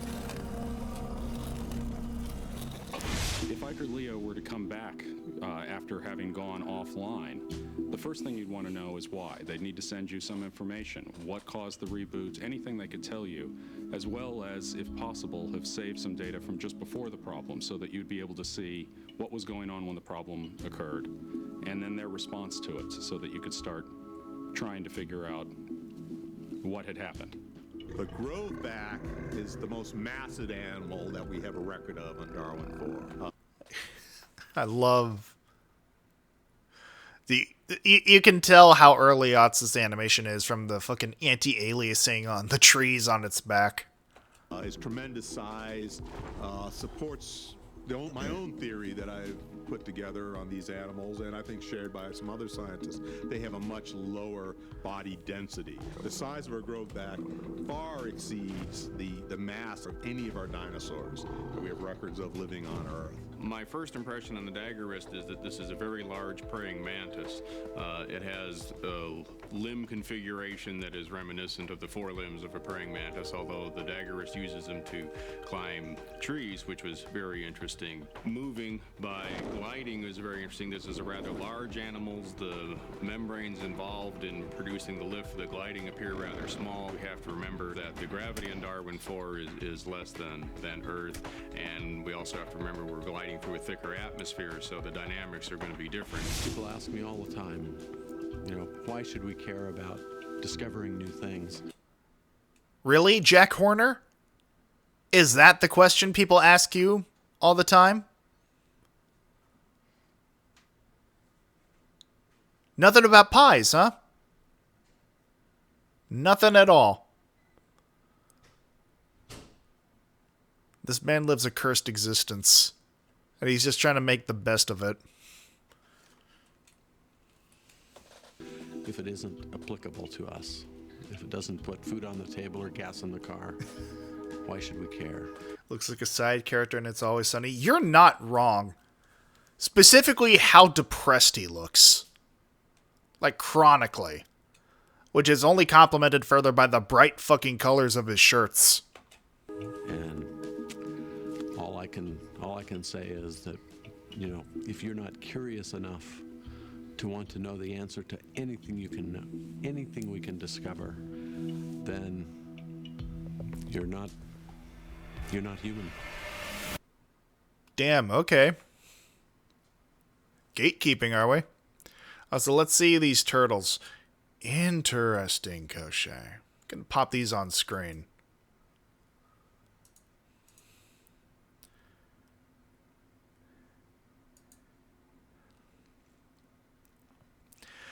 I don't like the emphasis on the lips of this turtle.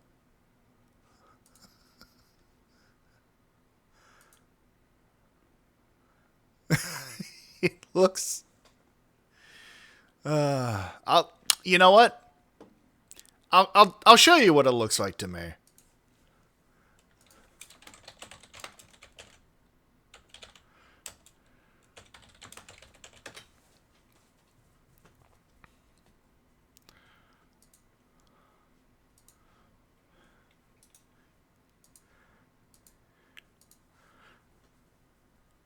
So once again,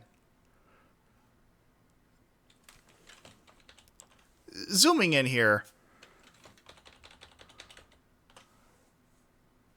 corporate wants us to find the difference between these two pictures.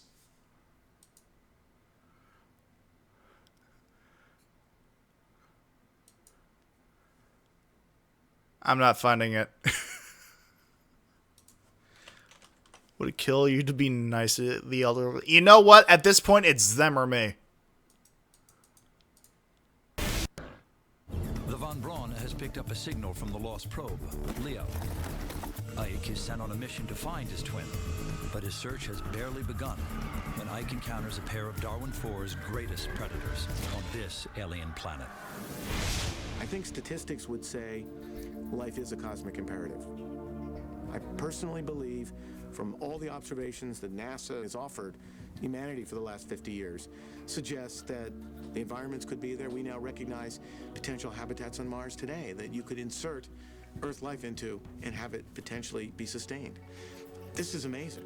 25 years ago, we might not have said that. And then the question is, why don't we see it all around us? And I think that begs the bigger question, do we really know what we see all around us? We are just taking those baby steps into that cosmic ocean with a few elegant robots and a few human voyages.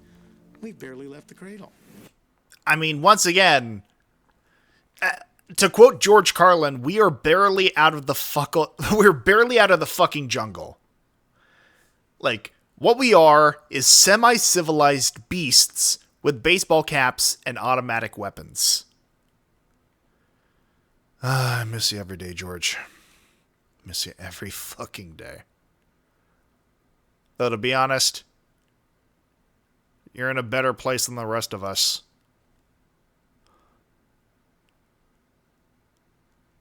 A plot of land much cheaper than any of our apartments. Must want to get the automatic weapon when you've earned it.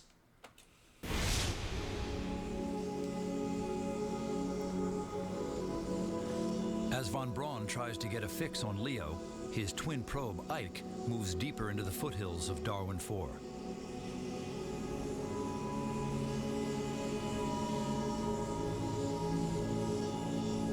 Back to this shit. Groves of pine on Earth, the pocket forests of Darwin IV are covered with colonies of passive organisms that feed on the moist, spongy floor. As Ike continues to explore, it's just a the mushroom. Darwin Reconnaissance Orbiter detects a sudden atmospheric disturbance. The most basic bitch mushroom I've ever seen. While Ike's sensors clock the wind at only 30 miles per hour, the super-dense atmosphere gives it the kinetic punch of a young hurricane. Ike has no choice but to head for the ceiling to get out of the storm. Yeah, especially when you're that close to the fucking porcupine forest.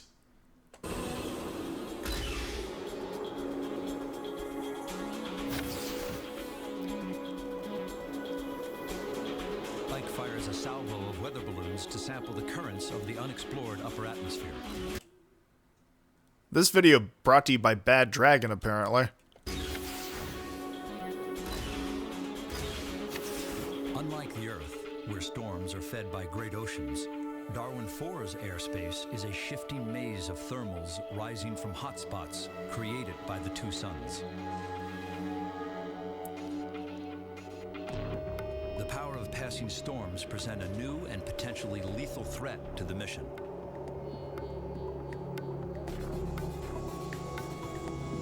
Ike is little more than a fragile sack of hydrogen on a planet where even the weather seems predatory. I mean,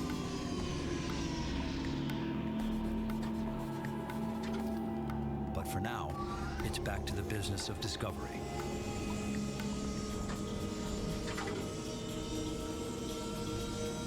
Ike's motion sensors pick up activity within the grove. Not on the ground, but in the air.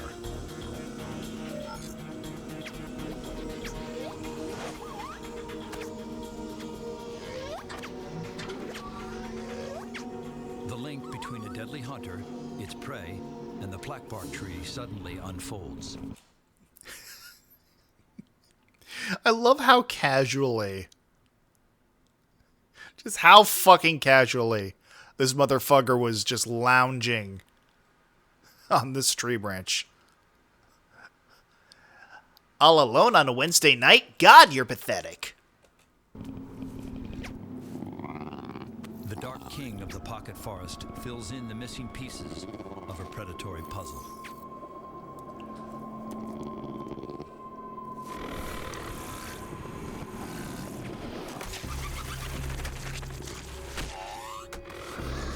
Just smacked his ass down.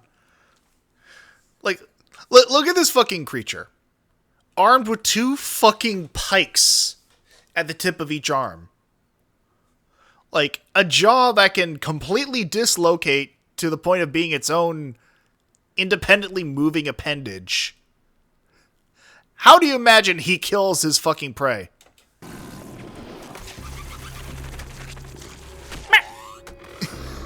Fucking cat tossing a glass to the ground. On the sap from gashes made by climbing dagger rests.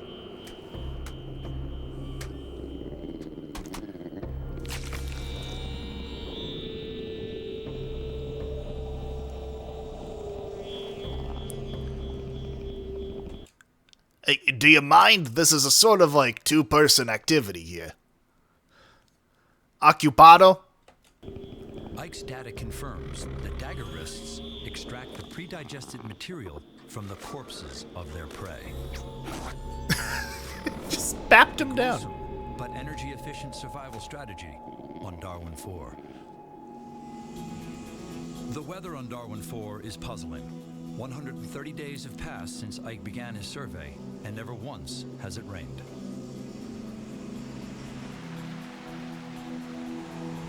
As far as Ike's sensors can determine, Darwin's surface waters flow from underground aquifers and springs.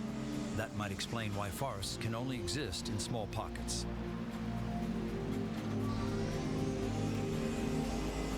I think the better question here is, why does the planet almost look entirely fucking red, yet all the vegetation is green close up? The budget, that's why.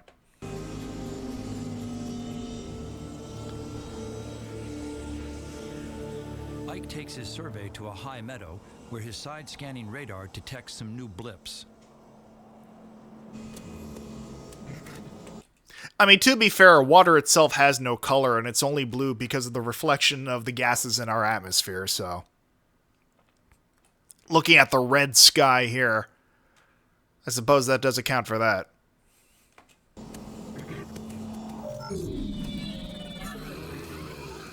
A sonar ping throws a herd of literalopes into a pattern. Like the arrow tongue, these aerial killers hunt with sonar.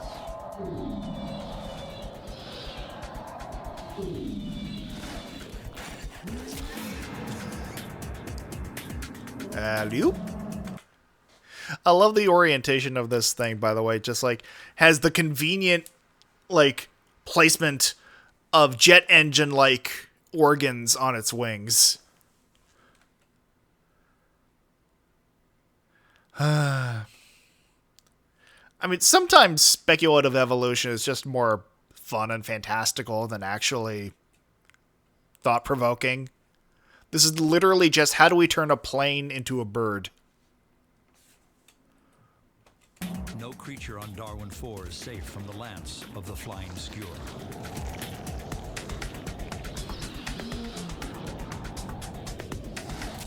The lance itself is hollow and as strong as titanium. Running through its center is a razor-spiked tongue that bores through the toughest hide. I think you got him, guys. Double tapping is one thing. This is fucking showboating. Helpless prey are killed and drained of fluids.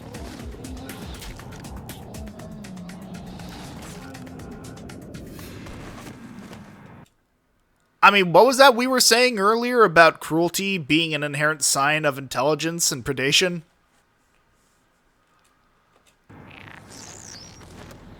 Scavengers, called jet darters, feed on the rest.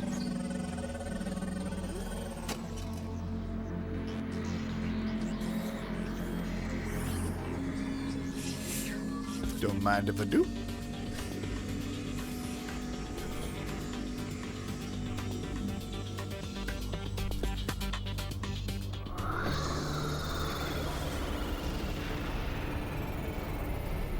Skewers are remarkable, a large animal for flight, in the fact that they're not using their wings or aerofoils in order to fly. They seem to be jet propulsed. Using the skewer to impact a prey item and then lift it is highly unexpected. The forces involved there are tremendous. In a flying animal, if you suddenly attach all that weight on the front, that shifts the center of balance of the animal, which is very critical for flying, which is almost certainly why they almost go straight up after. Like, once again, this is a creature design that is literally just, like, what if flying drone, what if unmanned drone, but made in Hellraiser? Ah, my word. They impale a prey item because the center of gravity, the center of weight for the animal is shifted so far forward. Dropping of the prey item and having another one swoop it and catch it in the air is again very unusual. Kind of reminded me of what we see when we throw large hunks of fish up to frigate birds when you're out fishing, the way they fight and interact for it. We'd want to know, is there competition here, or is this cooperative behavior? Are these related individuals? All sorts of interesting questions about skewers. I mean, I will say that similar behavior has been observed in orcas, who will literally just toy with their prey, like, while they are in the process of devouring it. Like, orcas are known for being especially cruel when it comes to hunting, because they are also cooperative hunters. They're basically the wolves of the ocean. And yet, like, unlike wolves that are very, like, matter-of-fact and, you know, down to business when it comes to their hunting, orcas are unrivaled. Like, they know nothing can fuck with them outside of a certain furless monkey when it gets bold enough. And even then, it's likely not going to. So orcas are basically the big man on campus when it comes to oceanic predation.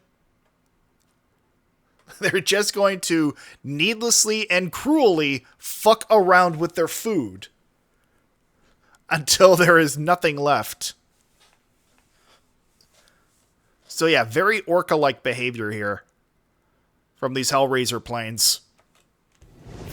One piece of evidence that suggests the probability of primitive forms of life appearing may be reasonably high is that life seems to have appeared on Earth shortly after the Earth cooled sufficiently for life to be possible.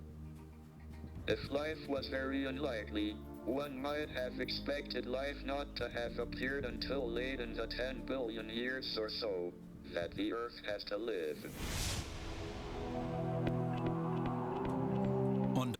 I mean, I hate to tear into your theory there, Stephen Boy, but your theory basically comes down to one reason we think life is possible is because it's here.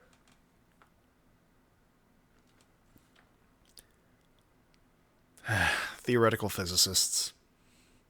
I mean, still deserves the 07s, all things considered, but, like, theoretical physics is just a speculative science. It's making vast fucking assumptions about the nature of the universe based on how very little we ourselves have seen of it. And while I can't rightly blame scientists for doing that, there is still a lot we have yet to figure out about this fucking planet, let alone everything outside of it. Darwin 4, the mission encounters giant life forms and supersized animal organisms, all supported by a dense, humid atmosphere and a lower gravity than on Earth.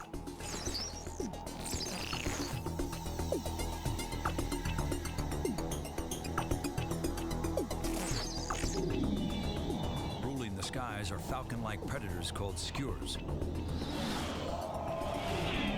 Aerial life forms that travel and hunt in pairs.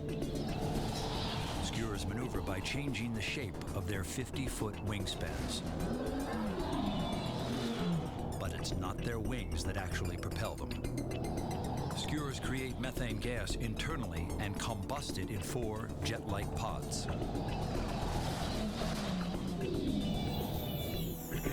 You know?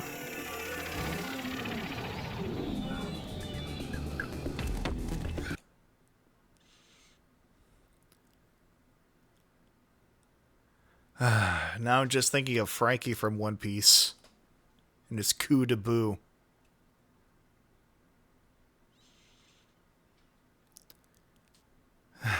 You know, of all the places where I thought a One Piece reference would come up, I didn't think it would be this. But all things considered, I'm surprised I haven't made a One Piece reference sooner. Literal oaks defend themselves by scattering in all directions. Skewers are forced to choose only one target.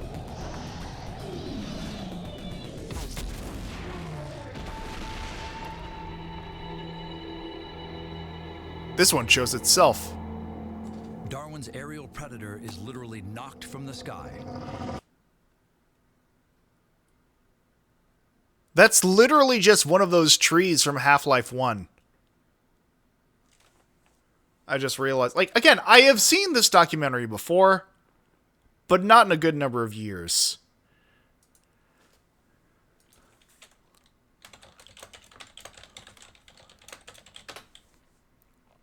Like,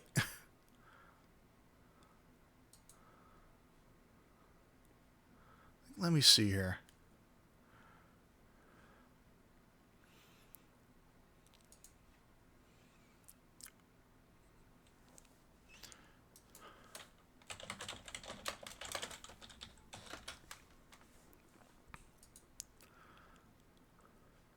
Trying to find a good enough picture here. Like, for anyone who's ever played Half-Life, when you get to the area known as Zen near the end of the game, there are a number of fucking bizarre trees that will peck at you.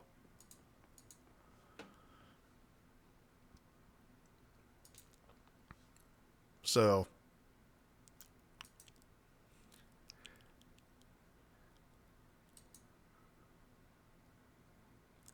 literally just the Zen trees. But by what?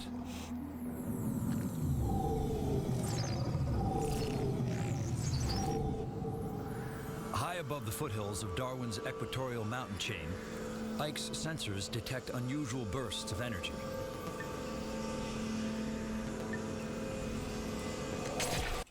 I mean, are we sure it wasn't the giant farting plane?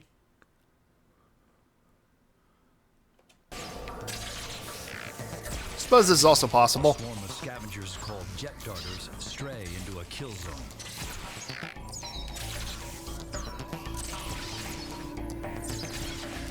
I mean, this is literally just a more, well, literal interpretation of what mushrooms actually fucking do.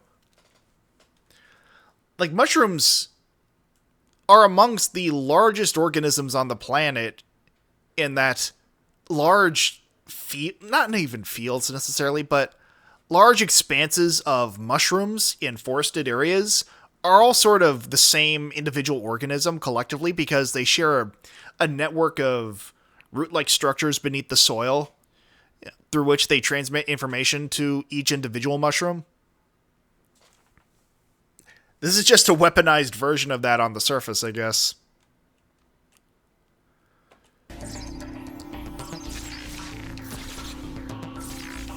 What looks like a colony of oversized mushrooms is a deadly maze. Ike's programmed to gather more data to learn how it works.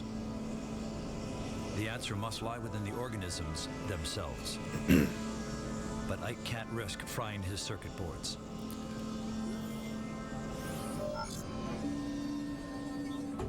A mini probe is the only expendable option. Send the intern. Crawler will look for the power source from below.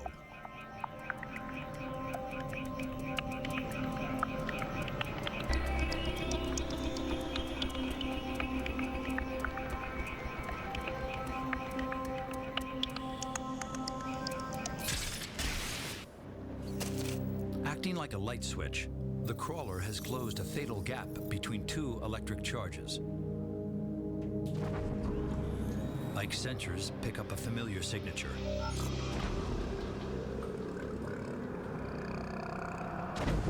Who's that Pokemon?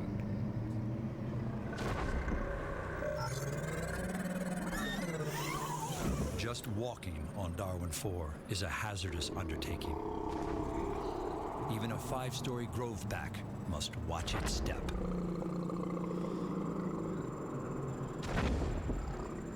Even a kaiju is not immune to stepping on a Lego. A colony of beach quills launch an assault on a careless groveback.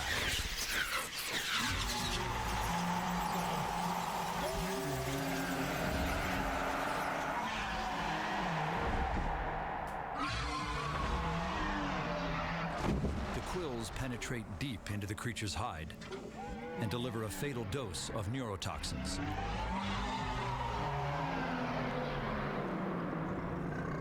Once again, very stepped on a Lego core.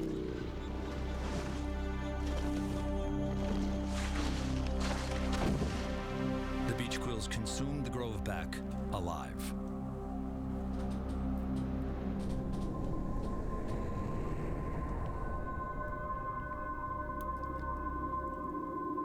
Far from the killing field, another struggle continues in a remote corner of Darwin 4. Leo has no fix on his location. To find his position, he must launch a camera disc to clue in to his surroundings.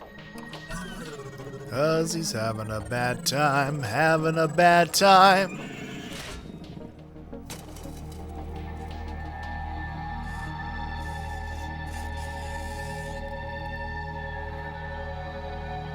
Leo's last transmission allows von Braun's supercomputers to plot his location.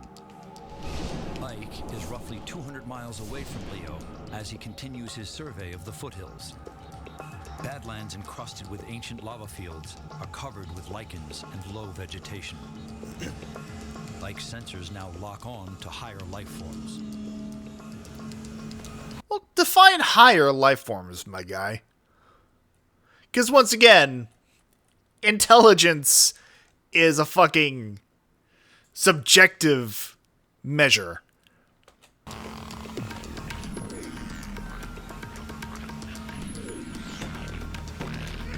More fucking Tremors looking ass creatures. Like alien ghosts, they seem to come from everywhere. But these nimble creatures all follow the same scent. On Earth, we have wolves. On Darwin 4, they're called prongheads. Sounds like a slur. Look at the electrified plants. Here's this thing that looks like a plant, and yet it's zapping things out of the sky, and you sort of wonder, what is it doing with the things that it zaps? Is it simply frightening them off? Is it killing them and eventually eating them, and we're not seeing that? And so it gets back to the question of, is this a plant or is this an animal? But the plant and animal distinction is one that's very peculiar to the way that humans look at life. Because we live on the surface of Earth, and as it turns out, at this stage in the Earth's history, there's only two big lineages of living organisms on the land. The plants, they're green, they're photosynthetic. The animals, they run around, they eat things. Are we ignoring fungi? And prokaryotic organisms, my guy? You know, I guess, sure. If we want to fucking simplify it that much. Sure, the things that move and the things that don't move. And so we see that as a very important distinction. It shouldn't be a surprise to us at all to find an organism on Darwin 4 or any place else that combines aspects of what we might think are plant and animal. Now, if we look at Darwin 4, we're going to look for evidence of both how these animals developed locomotive pathways, how they developed efficiency at locomotion, predator-prey interactions. If we look at the attack of the beach quills on the groveback, we come to the conclusion very quickly that this animal must have been subjected to a very toxic poison, perhaps similar to that produced by cone shells on Earth today, which is one of the most potent toxins we know of. It's funny because I was just thinking of fucking cone snails. Now, for anyone at home unfamiliar, cone snails are among the deadliest fucking animals on the planet. And just as you would fucking expect, they live in fucking Australia. Now, these things are motherfuckers for a multitude of different reasons. Let me just pull up a picture here for reference. This guy may look unassuming enough. Cutesy, even. This fucking thing is a goddamn menace. Because for starters, it can shoot out a fucking neurotoxin just through a tube in its body to paralyze its prey when it's close enough in the water. Then, if it gets close enough to you, it can stab you with a fucking needle that fills your ass with a poison for which there is no fucking antivenom for. One of the most... as the guy said before, the most potent and deadly venom on the planet.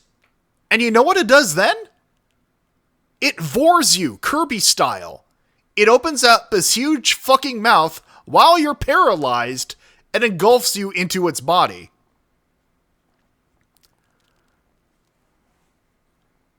And again, of course this fucking thing is native to Australia.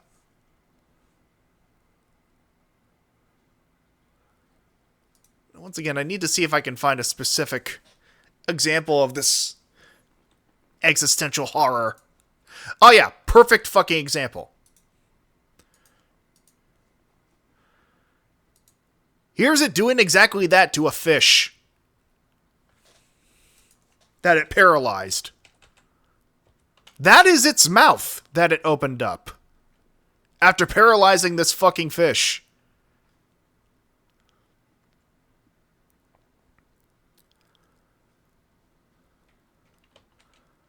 Cone snails, much like everything the fuck else in Australia, don't fuck around.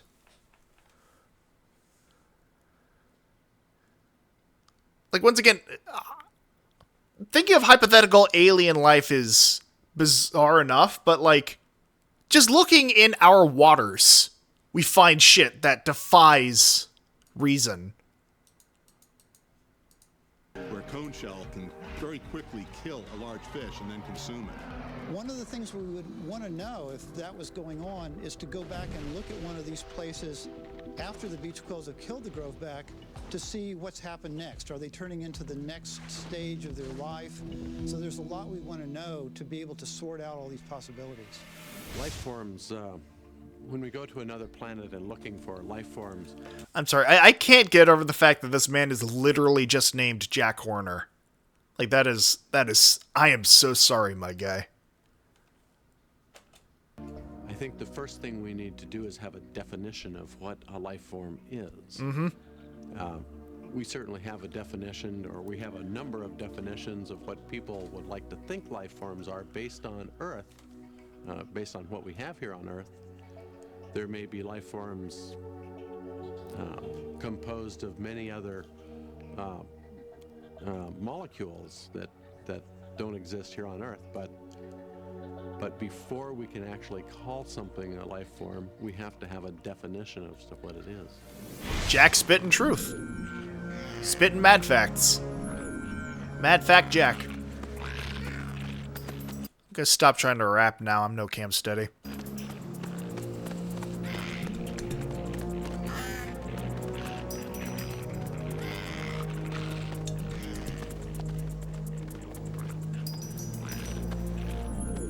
This fucking thing again. Gyro sprinters are fast and evasive creatures. Cochet, if you would be so kind as to nip that in the bud.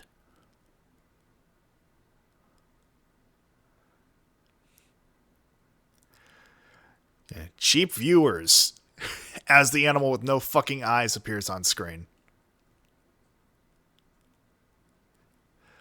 Thank you very much, Cochet.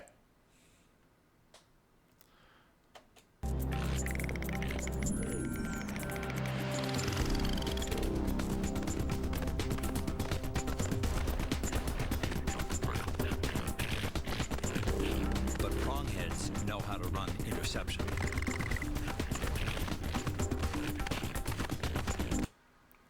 Like, for a split second, like, I know this thing has the little antennas on the sides of its body, but for a split second, it looked like someone just shot it with a fucking arrow. Like pack predators on Earth, not every hunt ends in success. the discovery of cooperative hunting is a major breakthrough. The inhabitants of Darwin 4 are more evolved than anticipated. Well, once again, more evolved is a misnomer. Evolution is not some sort of direct upward progress with a set goal in mind. It's literally just fuck around and find out. It's throw shit at the wall and see what sticks. That's what evolution always has been and always will be. I really fucking hate it when people use the concept of evolution as some sort of, like, some sort of Sisyphean analog. Like, something is only evolved enough if it can use tools as we know them, or if it can use communication as we know it. That's not what evolution is. Oh my fucking god. Like, all evolution is a series of generational tweaks in the genetic coding of something based entirely on whether or not it survives what life has thrown at it. Like, I'll give you an example. One of my favorite examples, well, by favorite I mean, like, it's just sort of the example a lot of biologists look to when it comes to a concept called runaway sexual selection, is the Irish elk. Now, runaway sexual selection is basically when there is a specific physiological trait that is selected and then passed on to the next generation by breeding pairs in a life form. For the Irish elk, it was basically, oh, hey, that masked deer has big antlers. I like big antlers. I'ma fuck it and have babies with big antlers. What do you think happens when that goes on for generation upon generation upon generation?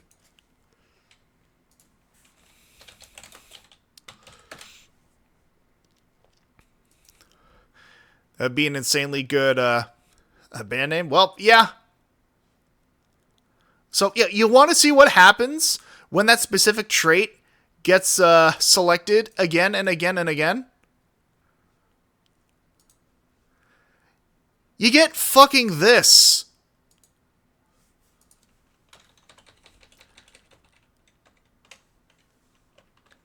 The Irish elk went extinct because enough females picked the males with the largest antlers to the point where these animals could no longer support the weight of said antlers and died before they could breed.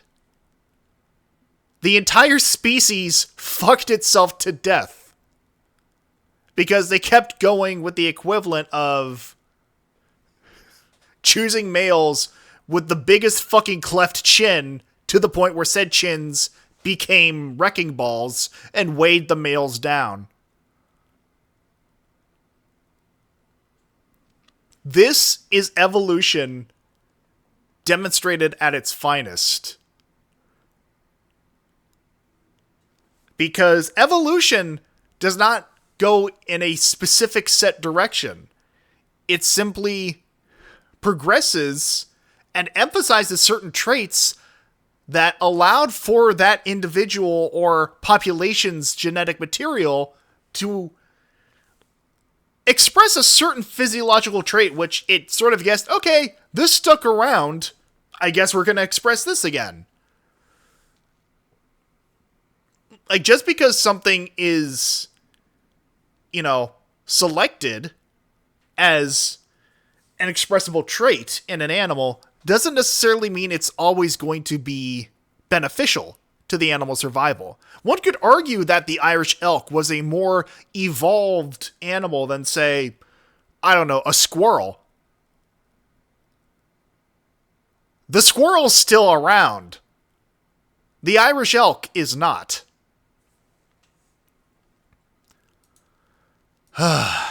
Anyway, tangent over for now. Artificial intelligence computers on the von Braun have decided to do something about Leo. As a result, the protocols that control Ike's behavior are reprioritized. I'm sorry, Leo, man. We're going to have to let you go. You were never quite the same after that workplace accident, and I know that's been a toll on you. But, listen, we got to allocate resources, and we're just not getting by with you on the payroll. I'm sorry, man. This is your notice. Go ahead and start packing your things. I can't feel anything below my neck. Well, they'll make packing easier.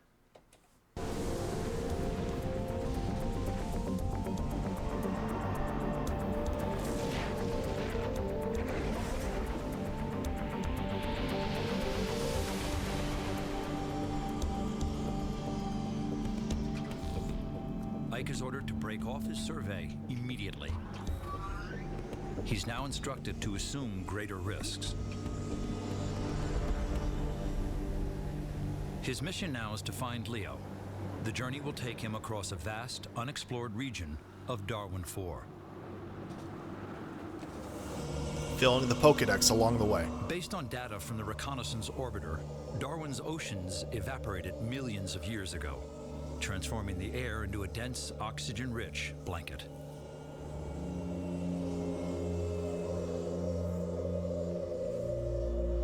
When the oceans vanished, they left behind a badland of twisted spires.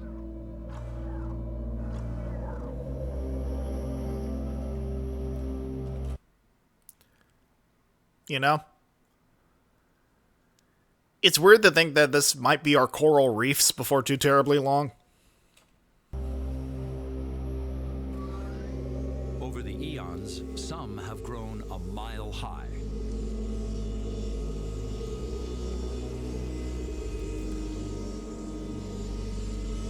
The spires are the accumulated remains of billions of tons of ocean salts and minerals.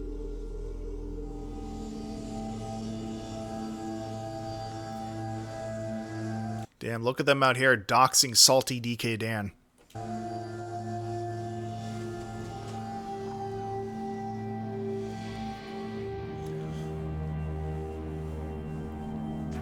Ike identifies a new object of interest. Like nothing yet seen on Darwin 4. But coming soon to Darwin 5. The curved formations don't mesh with the environment.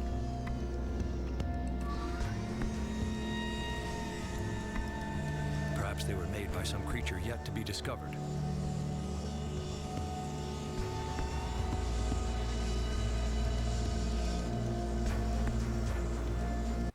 Literally just walked into someone's Zen garden, my guy.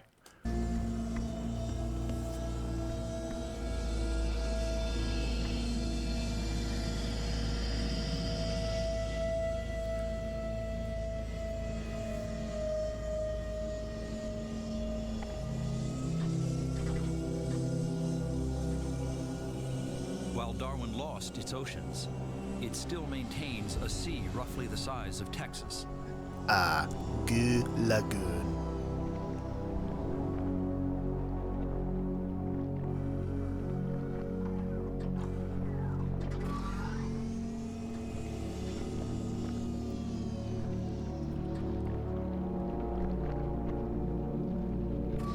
But what looked like water from space doesn't hold up under closer examination.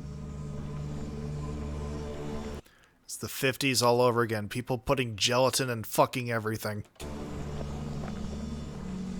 The water's edge looks like a thick sheet of gelatin, surrounded by great spires of salt. More jello in here than a fucking B. Dylan Hollis video. Ike can't penetrate the surface. It's like a waterbed teeming with life.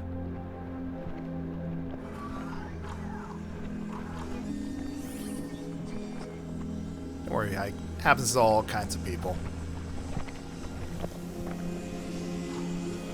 What looks like a sea is actually a vast colony, a matrix of symbiotic life forms.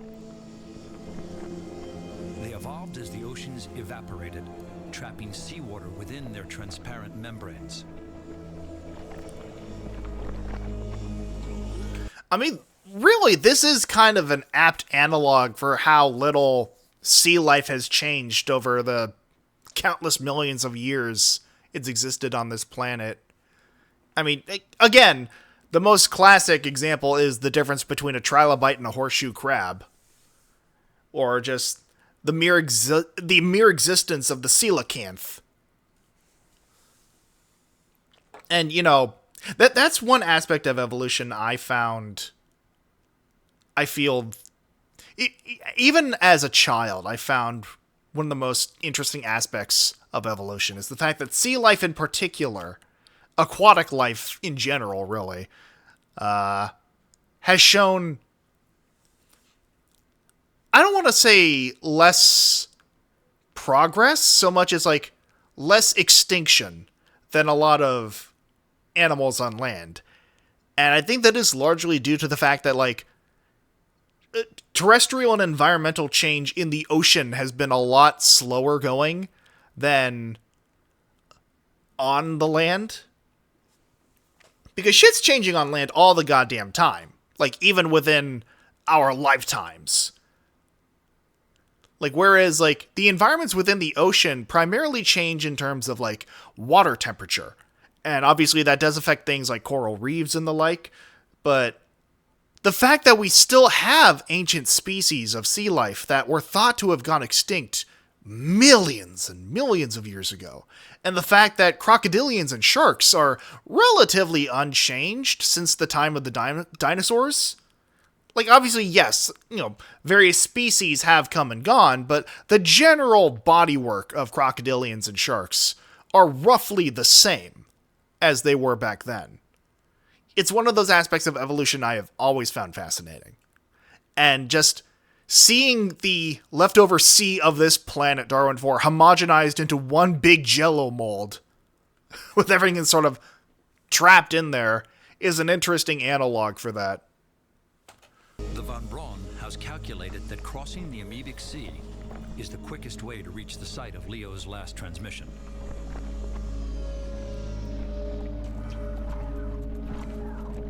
But halfway there, Ike spots a radical change in the surface texture.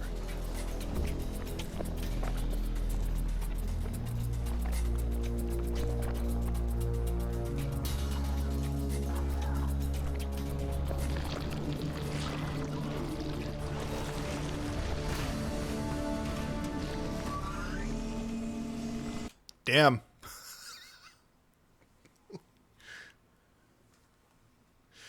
Fucking. I paid you $5 on Patreon. Show me your toes. The Amoebic Sea suddenly behaves like a gigantic predator that preys on low-flying game.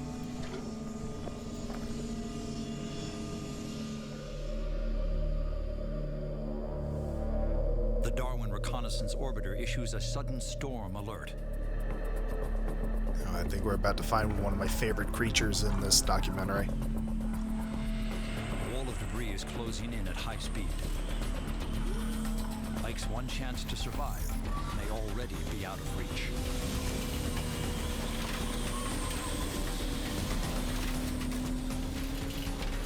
You'll see. You'll see, Cochet.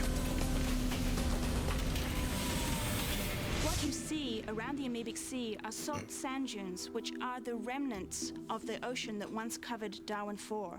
As that ocean receded, what happened was extremely ingenious. The life in that ocean developed its own seal to protect the loss of the last piece of the ocean. And that life-covered remnant of the ocean is what is the Amoebic Sea. Okay, just hear me out. Am I the only one weirded out by the fact that she's really only emoting with one hand? Like, I'm so used to seeing people, like, when they get excited about talking about something using both hands in just sort of this unintentional body language when they do things. Is it throwing anyone else off that she's only using the one hand? And just the tism hitting hard again as usual? Yeah, that sounds about right. Darwin 4 is a planet that doesn't have a lot of water. Whereas here on the Earth, we have a lot of water vapor available to drive storms. Because you're and normal, water huh? has a special property of being able to store and release energy. So that's how we drive the storms on the Earth. On Darwin 4, though, with little water, you end up instead with storms being driven by temperature differences. So those incredible storms we see over the Amoebic Sea are driven by differences in temperature that occur between differences in absorption of sunlight between the salt dunes and the darkness of the sea. The behavior we see with the prongheads is very reminiscent of what we see with a wolf pack, in that you have animals flanking out in different areas, going very slow, and then certainly kind of corralling the prey into one spot where they can finish it off. It is very suggestive of a coordinated hunting strategy. In terms of pack hunting, there needs to be greater intelligence to coordinate a pack hunting behavior such as we see in wolves, or we predict might have happened among the dromaeosaurs or raptor dinosaurs. You have to have a fairly large brain capacity. However, these are still instinctive behaviors in these organisms. Once again, I need to point out that the size of a brain is not an inherent sign of intelligence. Like, several post-mortem studies have been conducted that show that a person's capacity for intellect is not proportional to the actual size of their brain. Once again, the biologist and neuroscientist poke and throw. All is said and done. I would hope that when we discover life in outer space, what we take with us is the fact that life is precious. Life is so precious. It took billions of years of a complex series of accidents to create life on the planet Earth. We have great oceans, liquid water oceans, perhaps the most precious substance in the universe, liquid water. As we know it. We pollute it. We dump all our garbage in the liquid oceans. So I would hope that we come away with our understanding, realizing how precious it is that we exist, how precious it is that life can form and grow, and that we have to protect it. All right, Fern Gully, calm down. Storm strikes Darwin 4, and Ike meets the awesome monarchs of the Amoebic Sea. Next. Spoilers. The denizens of Darwin 4 guide Ike from danger on the alien planet. Single cell life is the key event in evolution, in my view. There certainly wouldn't be any macro life on Darwin or any other planet if it didn't start with single cell life. So if we didn't start with microorganisms, single cells that eventually worked in colonies and then worked out to form networks, eventually multicellular organisms, there would be no larger life that would be visible to the eye. There's a commonality of life that we build from these same building blocks, but we put great emphasis because of our visual acuity on how things look and if they look different or not. We put much more significance on that than if they have radically different metabolism. Kind of out of left field, but yeah, he's not wrong.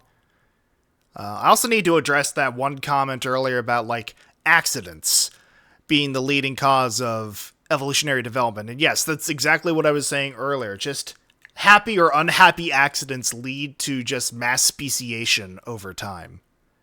And it's literally just throwing shit at the evolutionary wall and seeing what sticks. Again, Darwin's finches is the example that a lot of people point to when it comes to variation in speciation because of the different environmental factors that affected the development of each finch species. And it's not really, again, anyone aiming evolutionarily towards a specific peak in evolution. It's just, oh, okay, this food source is here, therefore only the birds with the hardest beaks are going to be able to access food on this island, or only the ones with the thinnest beaks are going to be able to peck into this hole in this specific tree that is abundant here are going to survive. And those traits, again, get exacerbated with every passing generation until the beaks actually change. Time and time. And again, it's not that the beaks are specifically changing in response to those environmental factors. It's just that, oh, the bird that so happens to have a beak thin enough to reach into this tree is going to survive and pass on his genes. It's, again, pure fucking coincidence and happy accidents that lead to mass and specialized speciation.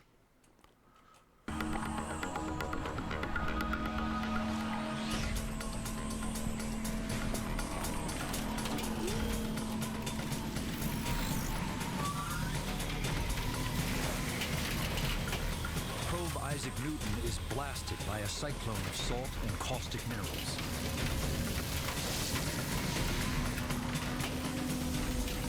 It's got one big shrapnel bomb. It's a tough-ass balloon.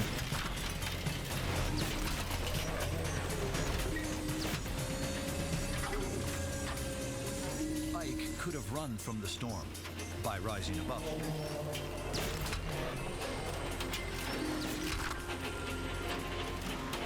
But his new directive is to assume greater risk in the search for Leo. I mean, Crossing character the Atlantic development. Sea is the shortest path. Trying to be like his brother. Ike's sensors detect a huge disturbance. But it's not the storm.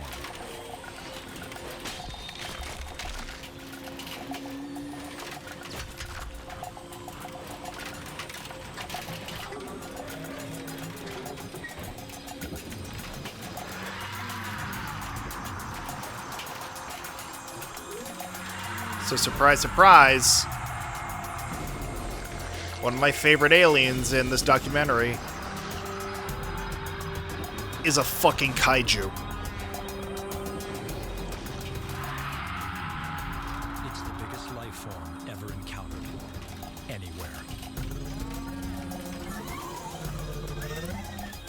The Sea Strider is 7 stories tall.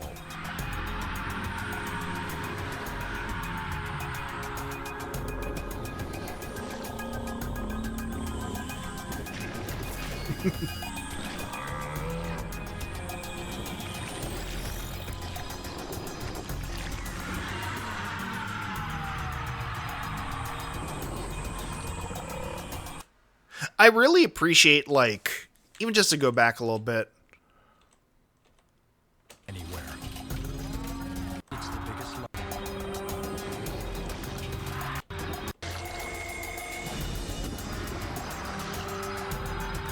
This shot specifically, like the looking up. I mean, yes, obviously there's the fucking joke of like, I sent you my tentacles, please respond.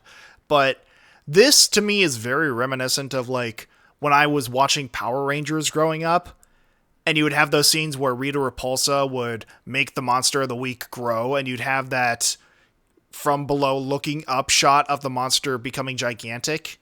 That and the fucking shot of the knife head kaiju from the start of Pacific Rim rising from the ocean and having a very similar angle with that shot. So yeah, the monster movie fan in me loves this particular shot of the creature.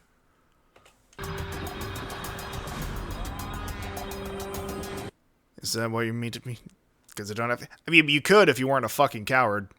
In fact, part of me just kind of assumes you do when I'm not looking. It's the biggest life form ever encountered. Anywhere. The Sea Strider is 7 stories tall. Now, let me just quickly check something.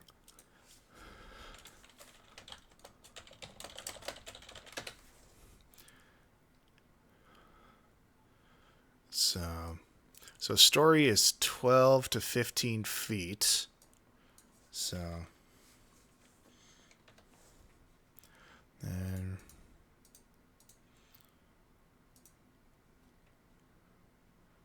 that's about 105 feet.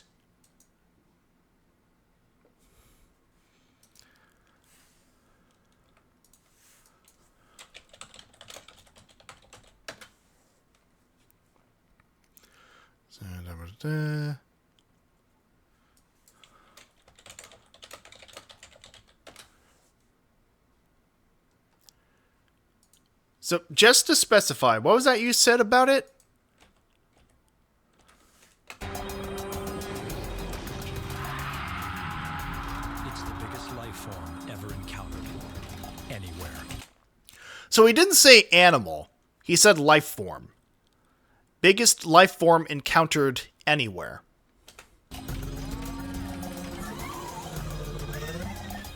The Sea Strider is 7 stories tall. So 7 stories. So, once again, That translates to about...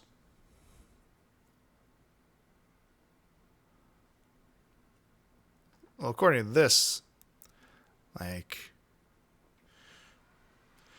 Yeah, again, roughly 170 feet, if I'm understanding this correctly.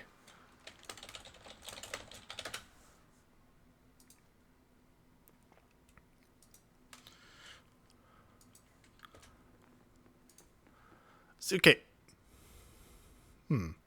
Interesting.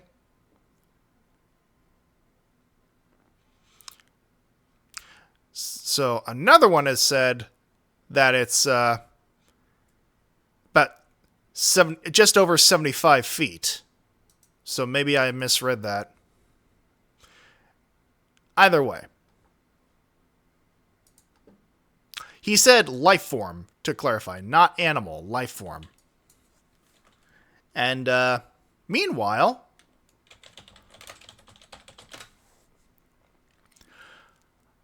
the tallest redwood tree ever recorded, Hyperion, grew to be about 379 feet tall.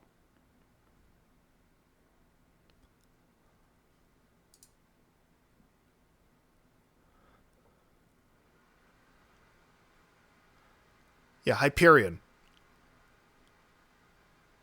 I mean, to be fair, this tree was discovered in 2006. This series was made in 2005. So yeah, about 380 feet tall.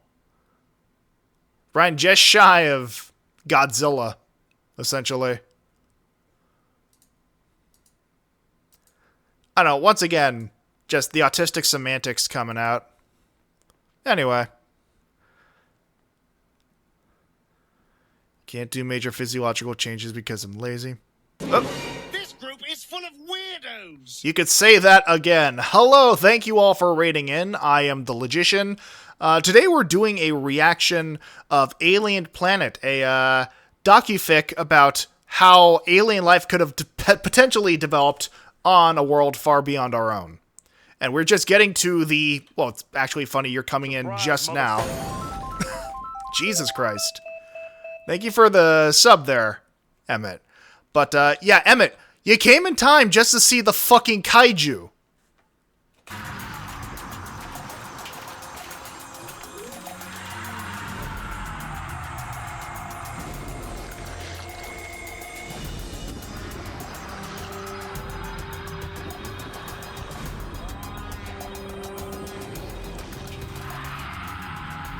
It's the biggest life form ever encountered. Anywhere. The Sea Strider is 7 stories tall. How many mouths? Well, I guess that depends on your definition. They'll elaborate on that in a little bit. But yeah, I just got done saying that this thing is 75 feet tall, or 7 stories, as they were saying. Saying the largest organism anywhere, and I was just pointing at the semantics that the largest redwood in the world was about 380 feet tall. Because autism hit different. Anyway, yeah, alien kaiju walking on a sea of jelly.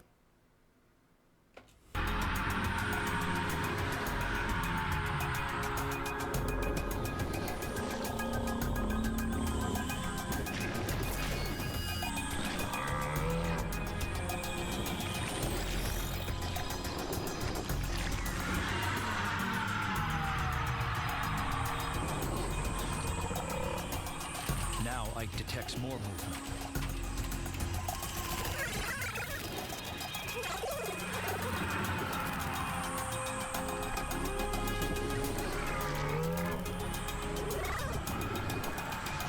The flyers seem to orbit the Strider, attracted to an energy source just beneath its mouthless head. The Striders are not just walking on the surface. They're taking chunks of it along with them.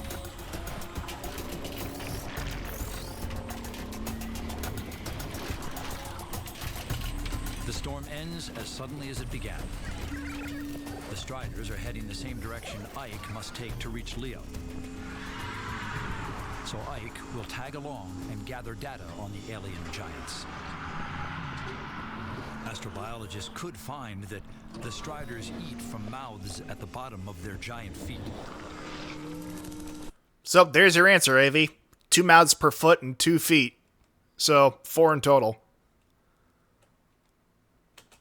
Trudging back and forth across the sea on a movable feast.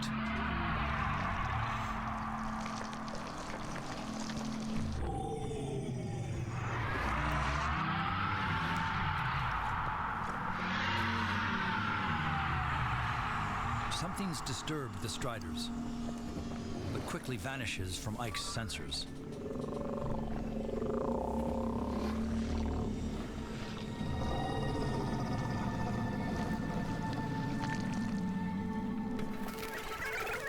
The flyers are nymph-like young of the sea striders.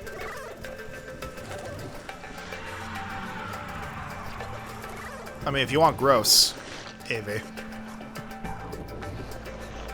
They have a relationship to the sea as well. Chow time.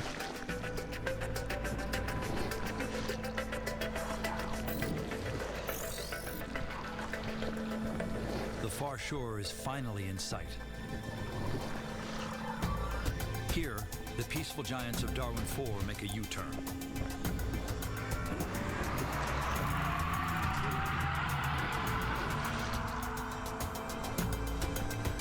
Ah, yes. Thank you for giving the shout out. I will say, if you're not familiar with Gaelic Knox, Emmett is a good friend of mine, a phenomenally talented artist, and just generally fun. If you're not following them already, I highly encourage you to follow them as soon as humanly or inhumanly possible, as the case may be. You getting your ass ate by a spider? That sounds like a skill issue, Koshe.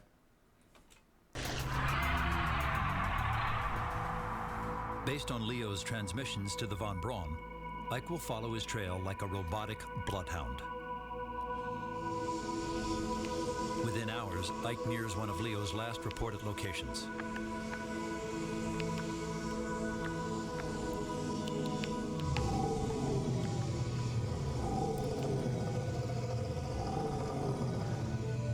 Got Kaiju, we got Robot Yowie. They're brothers, Koshe. I just want to throw that out there. This doc has everything. I mean, when has that stopped Yowie, I will say. See, we're back to the still JPEG with the non-moving clouds. Are they, though? Yes, explicitly. As stated multiple times in the doc.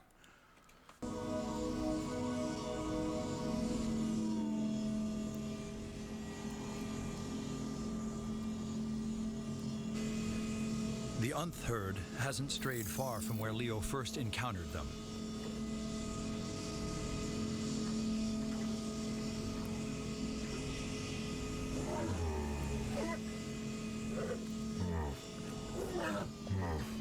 They can't be related? Well, that sounds like a very closed mindset to me. An adult makes ruts in the ground. Perhaps the patterns found by the spires were created by a herd like this one.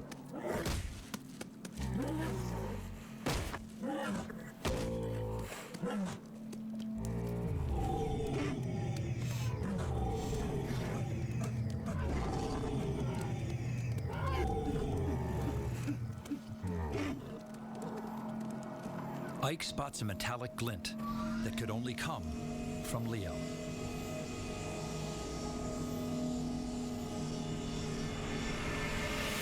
The sea striders' immense size and extreme height suggest that these animals are less dense than the animals we're familiar with on Earth. To carry such an immense weight around on 2 legs, immense volume, we can't justify that with the same kind of densities that we see in animals on Earth. It's just mechanically impossible. Once again, when it comes to alien life, nothing is impossible, only improbable. Like, we are basing all of these guesstimates on life as we know it.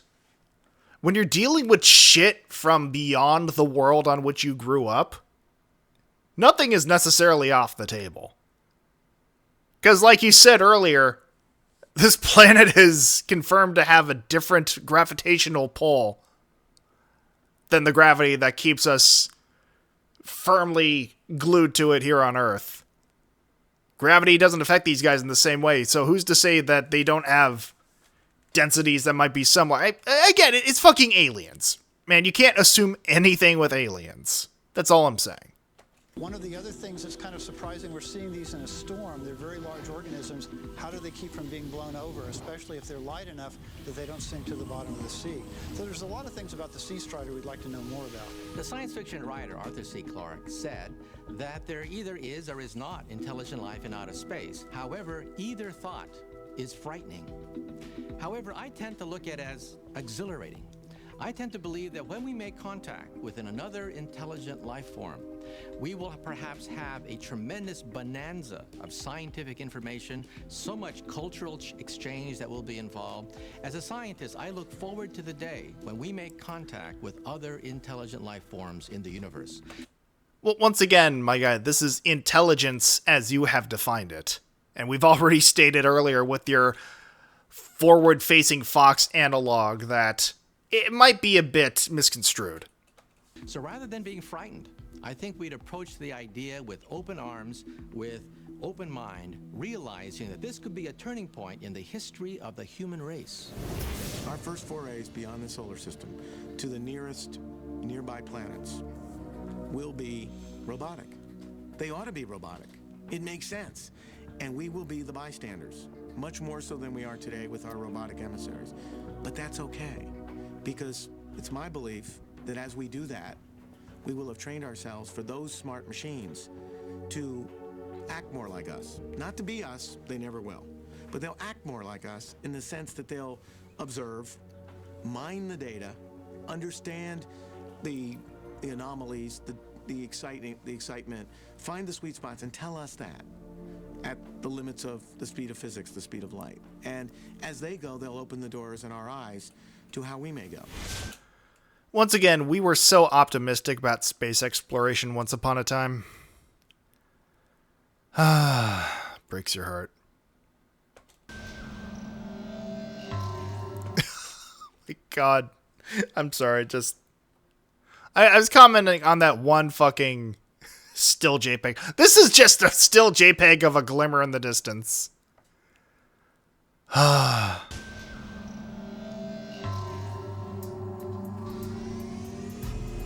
Same with the clouds.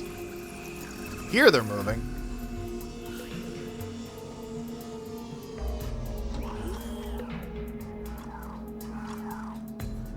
It's not the camera disc that stumps Ike's computer.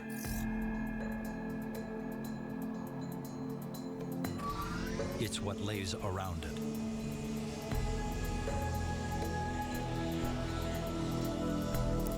Well, we could rule out intelligent life. They play frisbee golf. Ike is unable to determine if something actually built this site.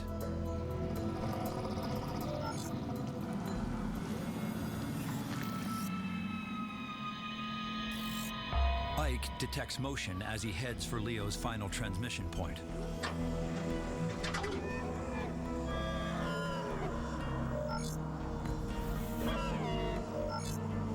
The Bladderhorn still defends the same piece of turf.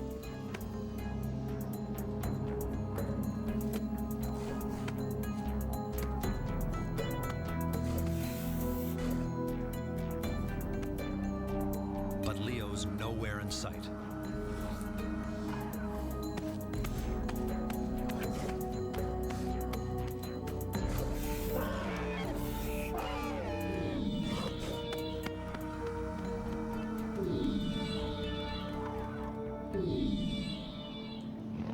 There's no place to run and no time to hide from Darwin's deadliest predator.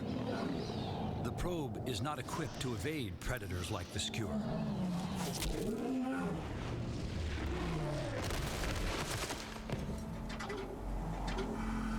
But that's not a problem now. Damn spear rain. Should have brought my umbrella.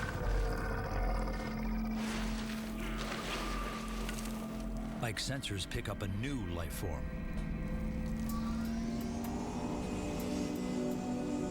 follows the signal.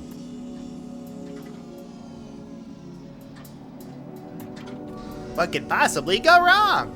Okay, once again, the static image. It's just the still image with the non-moving. I'm sorry, I keep getting thrown off by the fact that they use still images for a lot of these shots. The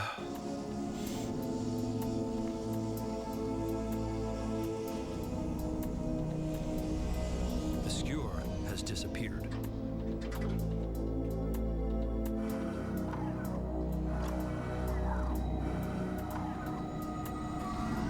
The trail ends at the base of a steep mountain face.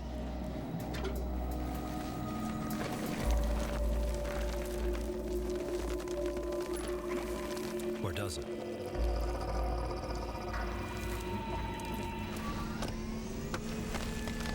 Whatever killed the skewer has managed to lift all 50 feet of it up a sheer cliff.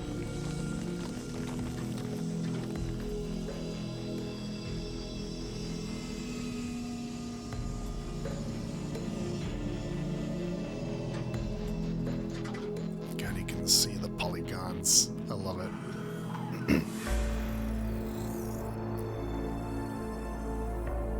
Ike senses no movement. No transmissions coming from his twin probe, Leo.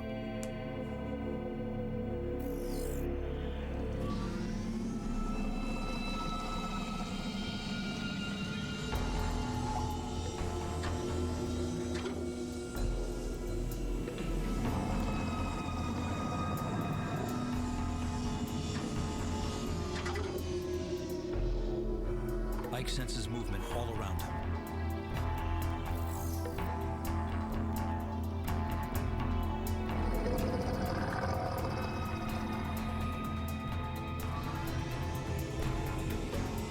Suddenly, movement is detected from Leo's direction.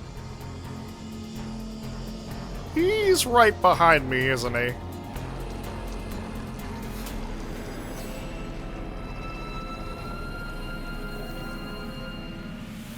Seeing life itself on another planet would be the most breathtaking emotional charge that a scientist could ever possibly have. Life on Earth could have turned out very, very different, except for specific events that were sort of random in nature.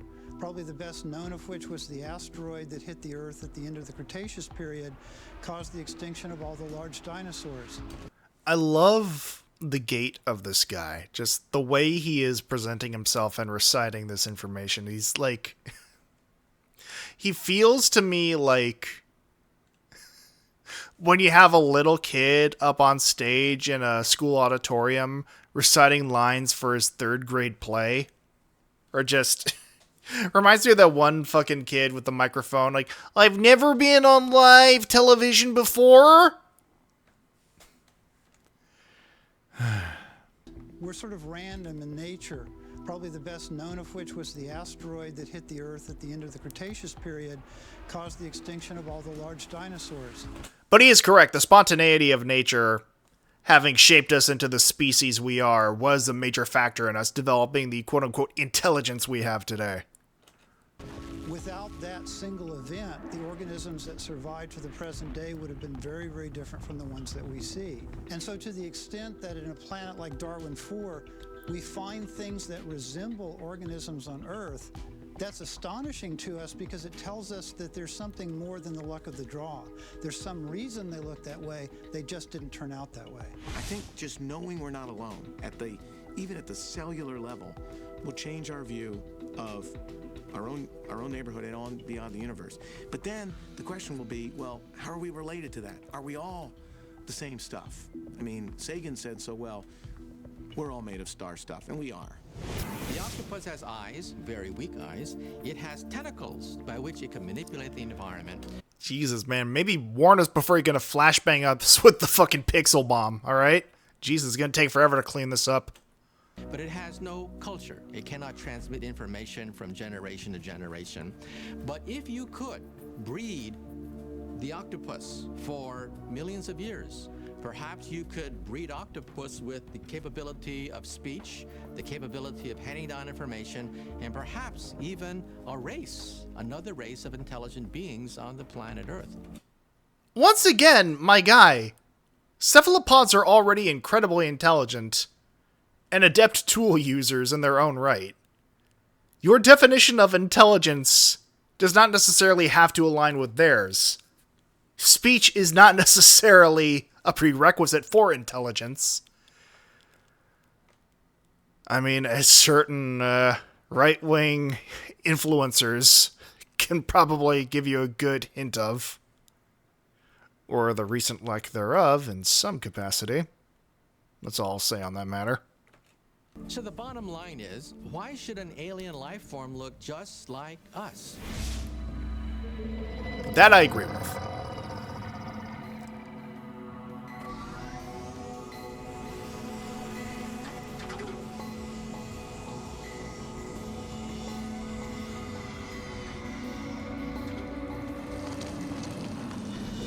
Here's Johnny!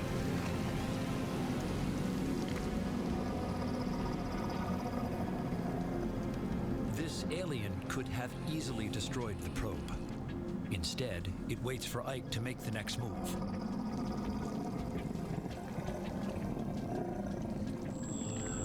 When Ike projects numeric symbols, the alien seems ready to respond.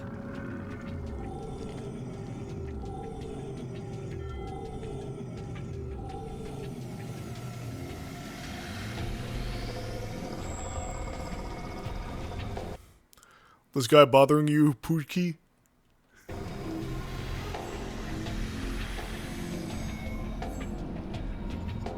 Which one do I shoot?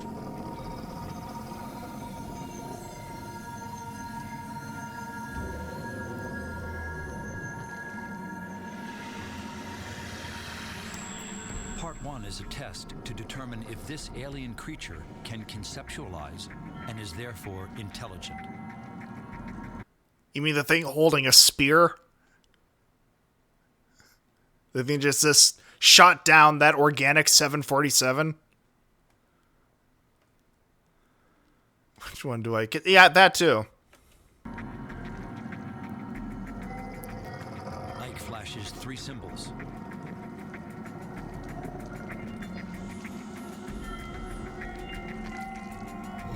The alien responds correctly with 4 flashes. Again, really grasping at straws here for what the correct response to this would be. Conceptualization may vary fucking insurmountably between your definition of intelligence and theirs, my guy. Look how big his brain sack is. I'm pretty sure he's full of hot air. Much like a lot of people claiming to be intelligent. I can't exactly claim to be exempt from that half the time myself. This response triggers Ike to deliver the rest of the message.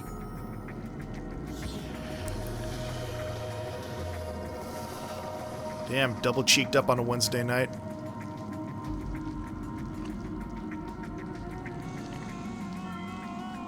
When a third creature closes in, Ike launches a camera disc to assess the threat.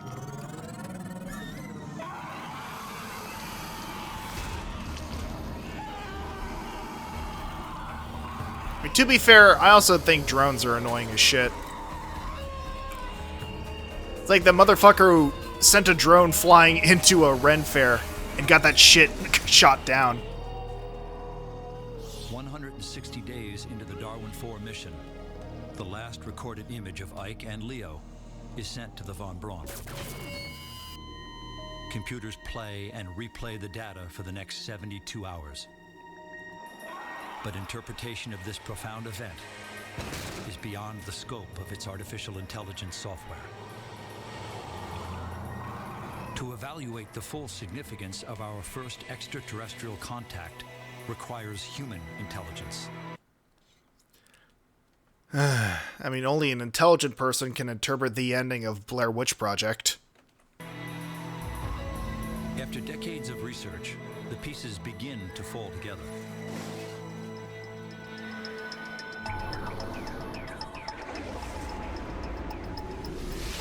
Scientists call the creatures Eosapiens, life forms with intelligence possibly similar to that of early man. Eosapiens appear to be highly mobile and airborne. They navigate with organic thrusters and a large, delicate bag of methane for lift. The Eosapiens may see the camera disc launched by the probes as threats. This misunderstanding may have triggered the destruction of Leo.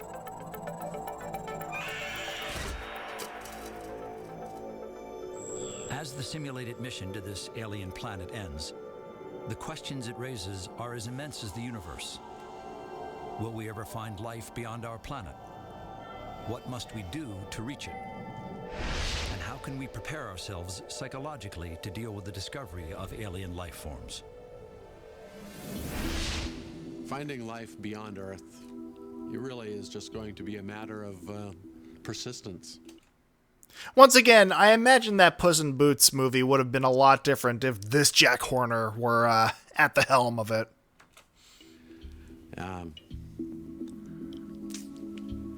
We'll probably have to send a lot of probes. I mean, we're just beginning. You know, the world and the universe is about to open up to you. You know, we're just slowly waking up out of our cave, for God's sakes. This is the best time. In the next, 200,000 or 300,000 years will be fantastic. Insightful as always, George. Now go back into your own cave. Play with your special edition toys. It's great to be alive. I think discovering life on another planet might be one of the most fantastic things for humans. If we want to find advanced intelligent life, our best bet is to listen for radio signals, like the SETI project. Interstellar distances are too large for us to travel to more than the closest stars. If we want to explore the galaxy, so we better send robots, but we may not live long enough to hear back from them. If we find life on another planet, we're going to, first of all, know that we're not the center of the universe anymore. I think it's important that... I mean, I was about to say, one would hope we already understood that, but... I mean, something flat earthers reference. That we understand our place in the universe. I think it's terribly important that in so doing, we come full circle to respect the world that we're on and to understand the distances and what the universe is all about. We will know that if the conditions for life are present, then life can arise at multiple sites in the universe, and that we now live in a living universe that we're ready to explore. I think the revolution that science is giving us as we look at our solar system and the accessible universe will continue to unfold. When we get the next generation telescopes up there, we will not only see indirect evidence of other Earths, but we'll see the earlier time of the universe and have better abilities to understand how the universe, the galaxies that populated came to be. You have seen nothing yet, because it's only going to get better. And that zone, that gap between science fiction and science fact is just going to come together. And, I've never met a science fact that couldn't be seen as interesting as some of the best of science fiction. Who here wants to break the news to him? Again, we were so optimistic. Once upon a time. Fucking Christ. Again, as I said before, there is very much a part of me that does miss optimistic sci-fi and just optimistic science in general. But most of the time these days, anything that labels itself as optimistic science is literally just, here's a fun science fact brought to you by our friends Elon Musk.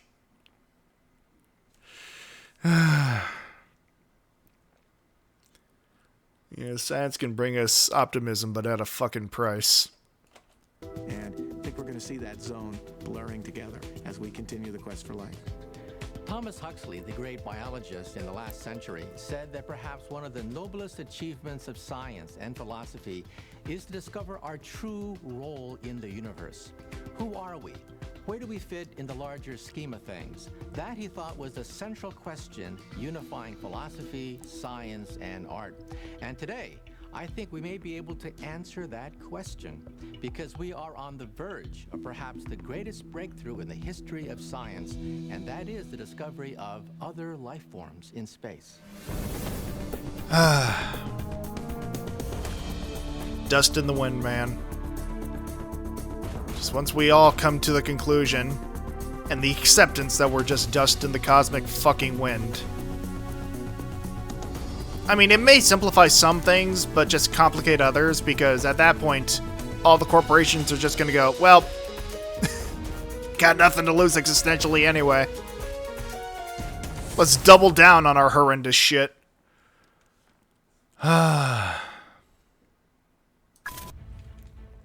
So, yeah, that was Alien Planet.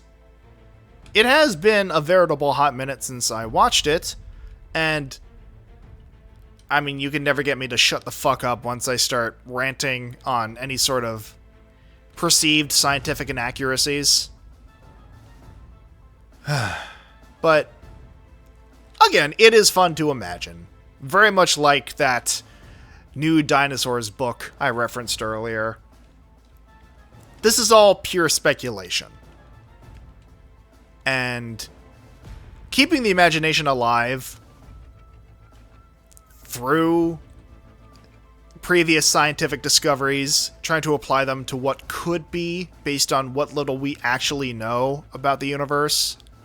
It's a fun thought exercise. I appreciate all of you joining me for tonight's stream. It was a little off-kilter from what my Wednesdays normally look like, but I was feeling in the mood for something low effort and just max enjoyment. Well, if by enjoyment, I suppose I mean give myself an excuse to scream at a screen, which does appear to be my calling at this point. I'll be getting back to the usual videos gaming come Friday, and I do hope you'll all join me for that time. I sure do love yelling at the screen, so I mean, once again, you can take the fucking white boy out of the review hole, but you can't take the review hole out of the white boy. I'm sure there was something I was going for here. In the interim, until next time, this has in fact been the Logician, reminding all of you to fucking think. Also, Crochet, you stay the fuck away from my chicken!